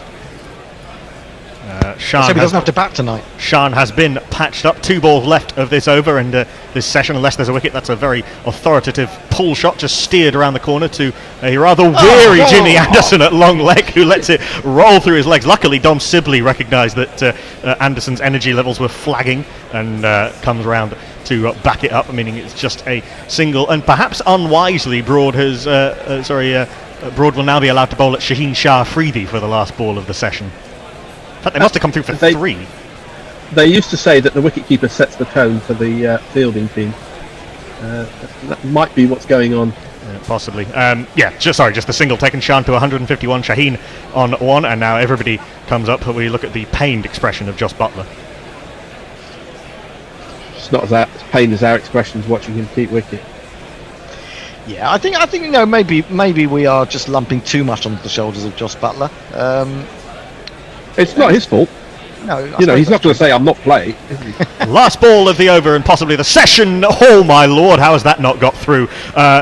It missed the inside edge. It just clipped the thigh pad and rolls down at the base of the stump. Shaheen Shah Afridi, a lucky boy, but he's still there. 1 off 9, and a fantastic knock played by Shan Masood, 151 not out of 314 balls. The first Pakistan opener to face 300 balls in England since Mudassar Nazar in 1987. And he has steered his team with some help from Shadab Khan after England were frankly awful in the first hour or so of this session to 312 for 8. They scored over 4 runs and over in this session. Pakistan were every bit as good as England were poor. Well, I think, yeah, absolutely. I mean, they were going at under 2 and over before lunch. 48 runs, I think, they scored in that first session. England came out with a very strange approach to the post-lunch proceedings, and they let Shadab Khan and they let Shan Masood dictate things a little bit as they tried to get to the new ball. When the new ball came along, Jimmy Anderson and Stuart Broad, neither of them was that impressive. Why they didn't bowl Jofra Archer straight after that, why they went back to Dominic Bess, who bowled at the beginning of that session, I didn't really understand. That was what I couldn't get into my mind. We'd seen Dominic Bess bowl those 5 overs. Yes, you do give him another chance. You don't say that was typical of his bowling, but at that point it was crying out for Jofra Archer. It was crying out for someone with a little bit of extra pace because the ball wasn't doing a great deal. The ball, though, was still relatively hard, and he didn't get to use it until 70 or so minutes into that session. He's ended up with 3 wickets for 45 from 20 overs. That compares with Woke's 2 for 43, also from 20. Dominic Bess 1 for 74 from 20, 1 for 63 from Anderson from 19, and 1 wicket also to Stuart Broad. I don't know what you made of that, Fred. It was strange from England. They, rather beside themselves, they actually got back into the game. Perhaps when Shadab Khan took on Dominic Bess and tried to go over the top, that gave them a way back in, and they've used the opening of the door to force their way through it. Well, there is this belief that this England team can get very complacent very quickly. They bowled very well this morning, and they picked up wickets, and they were keeping the pressure on. And some might think that they came out after lunch saying it's just a matter of time before we roll this lot over. It didn't work like that. They used some strange tactics straight after lunch, and some strange tactics all the way through the session, actually. Fortunately, they did take the new ball as soon as it was due, but when that didn't work, they seemed to be bereft of ideas. It actually called out for a couple of really aggressive overs from Stokes, but that's not actually possible or not wishing to be risked at this time. It was not a good session for England. They pulled it back with a couple of wickets from Archer late. And let's see what the third session brings. Yes, indeed. Well, I did think we were once again trying to talk to Dr. Ansari in this tea break, but I don't think we're going to be able to get hold of him because Dave has disappeared. Not quite sure where he's gone. Yeah. So we're gonna have to wibble again. We're gonna have to wibble for 20 minutes, people. I mean, you can wibble, or you can stay. Send someone else to wibble with me. I'm going to take a bit of a break and see you take a break. Yeah. Well, you are on, of course, first thing after tea. I need to go and gargle. Go and get yourself a nice cuppa or something like that.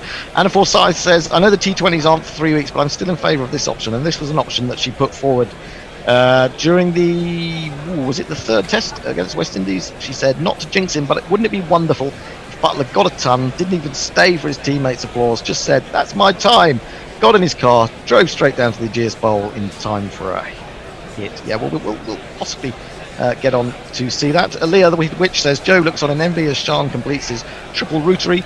Cheer up, Joe, be happy for the lad, she says. Pastrygasm says Messages, having seen that picture or that video that Nestle Boy sent through of various forms of baked goods rising in the oven. It's enough to make anything rise.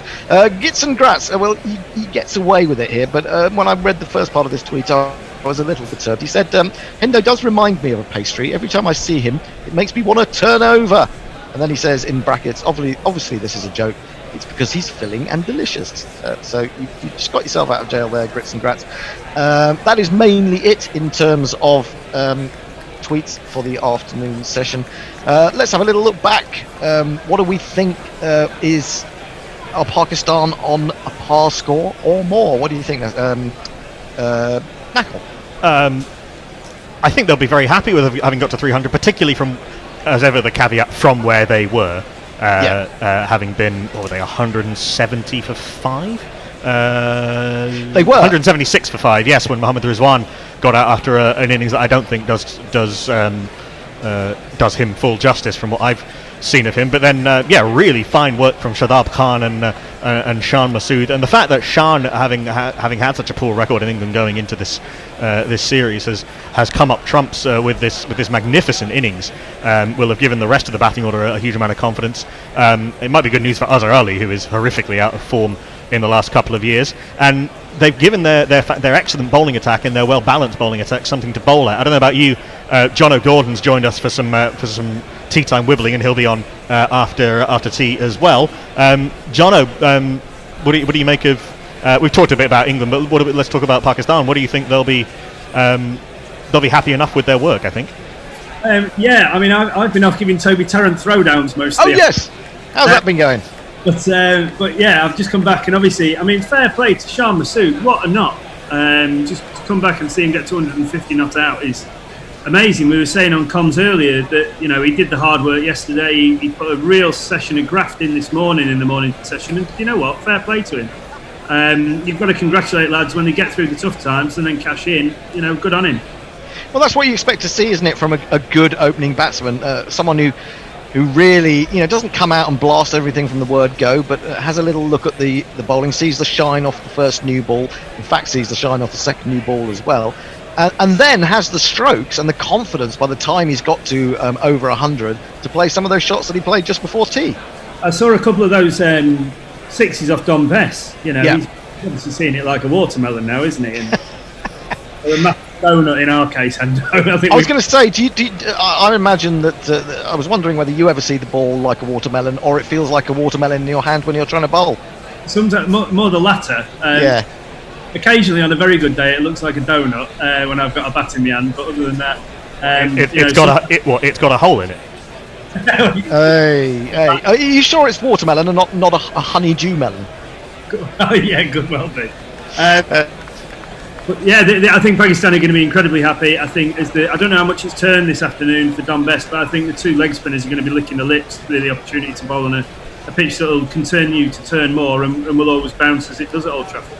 What do you think? I mean, 311 for 8. I mean, we talk about they would be happy with that having been 176 for 5. Will they be happy with that having been 139 for 2? I guess they would have been looking to Babar Azam to go on, and he didn't. He was out in the first over this morning, end of the first over, when Anderson got one to move away. Rather overconfidently, perhaps he aimed a drive at one too early on. And they struggled for a little while until Shadab Khan came in. And I think this is an example of perhaps a coach or someone within the team giving confidence to a player, because I think I can't remember who it was. It might well have been Misbah talking about how we see Shadab Khan as this all-rounder, and it's almost as if he's taken that and he's grown in confidence from that. And the way he came out when Pakistan were in trouble and looked to be positive, looked to take those singles especially, looked to play the shots that he can play. He was constantly coming at the England bowlers, wasn't he? And I think that really tipped the balance a bit. I think it's, having confidence and conviction in your own ability to do the job at any given point that your team needs you to do. So, I mean, if we take this into kind of club cricket and we talk about if you lose wickets in clumps, then, as the incoming batsman, rotate the strike until you're in, and then you can afford to play a few shots. I mean, Babar Azam this morning, as quality a player as he is, look, it's a decent ball that nicked away from him from a fullish length from Jimmy. So you've got to give a bit of credit to Jimmy Anderson. He's been doing it for God knows how many years now, and the most successful quick bowler in Test cricket of all time. But slightly surprised to see that from Azam going that hard at it. But I think Masood has shown by digging in and really backing yourself to get through times that 151 not at tee. He could. He'll probably be looking to get to 170 as quickly as he can before the other two wickets fall, and then they've got a real good total at which to have a go at England probably tonight. I think also we were talking for just lunch, this notion of how many shots you've got in your locker, and talk that someone like Asda Cook didn't have that many, so it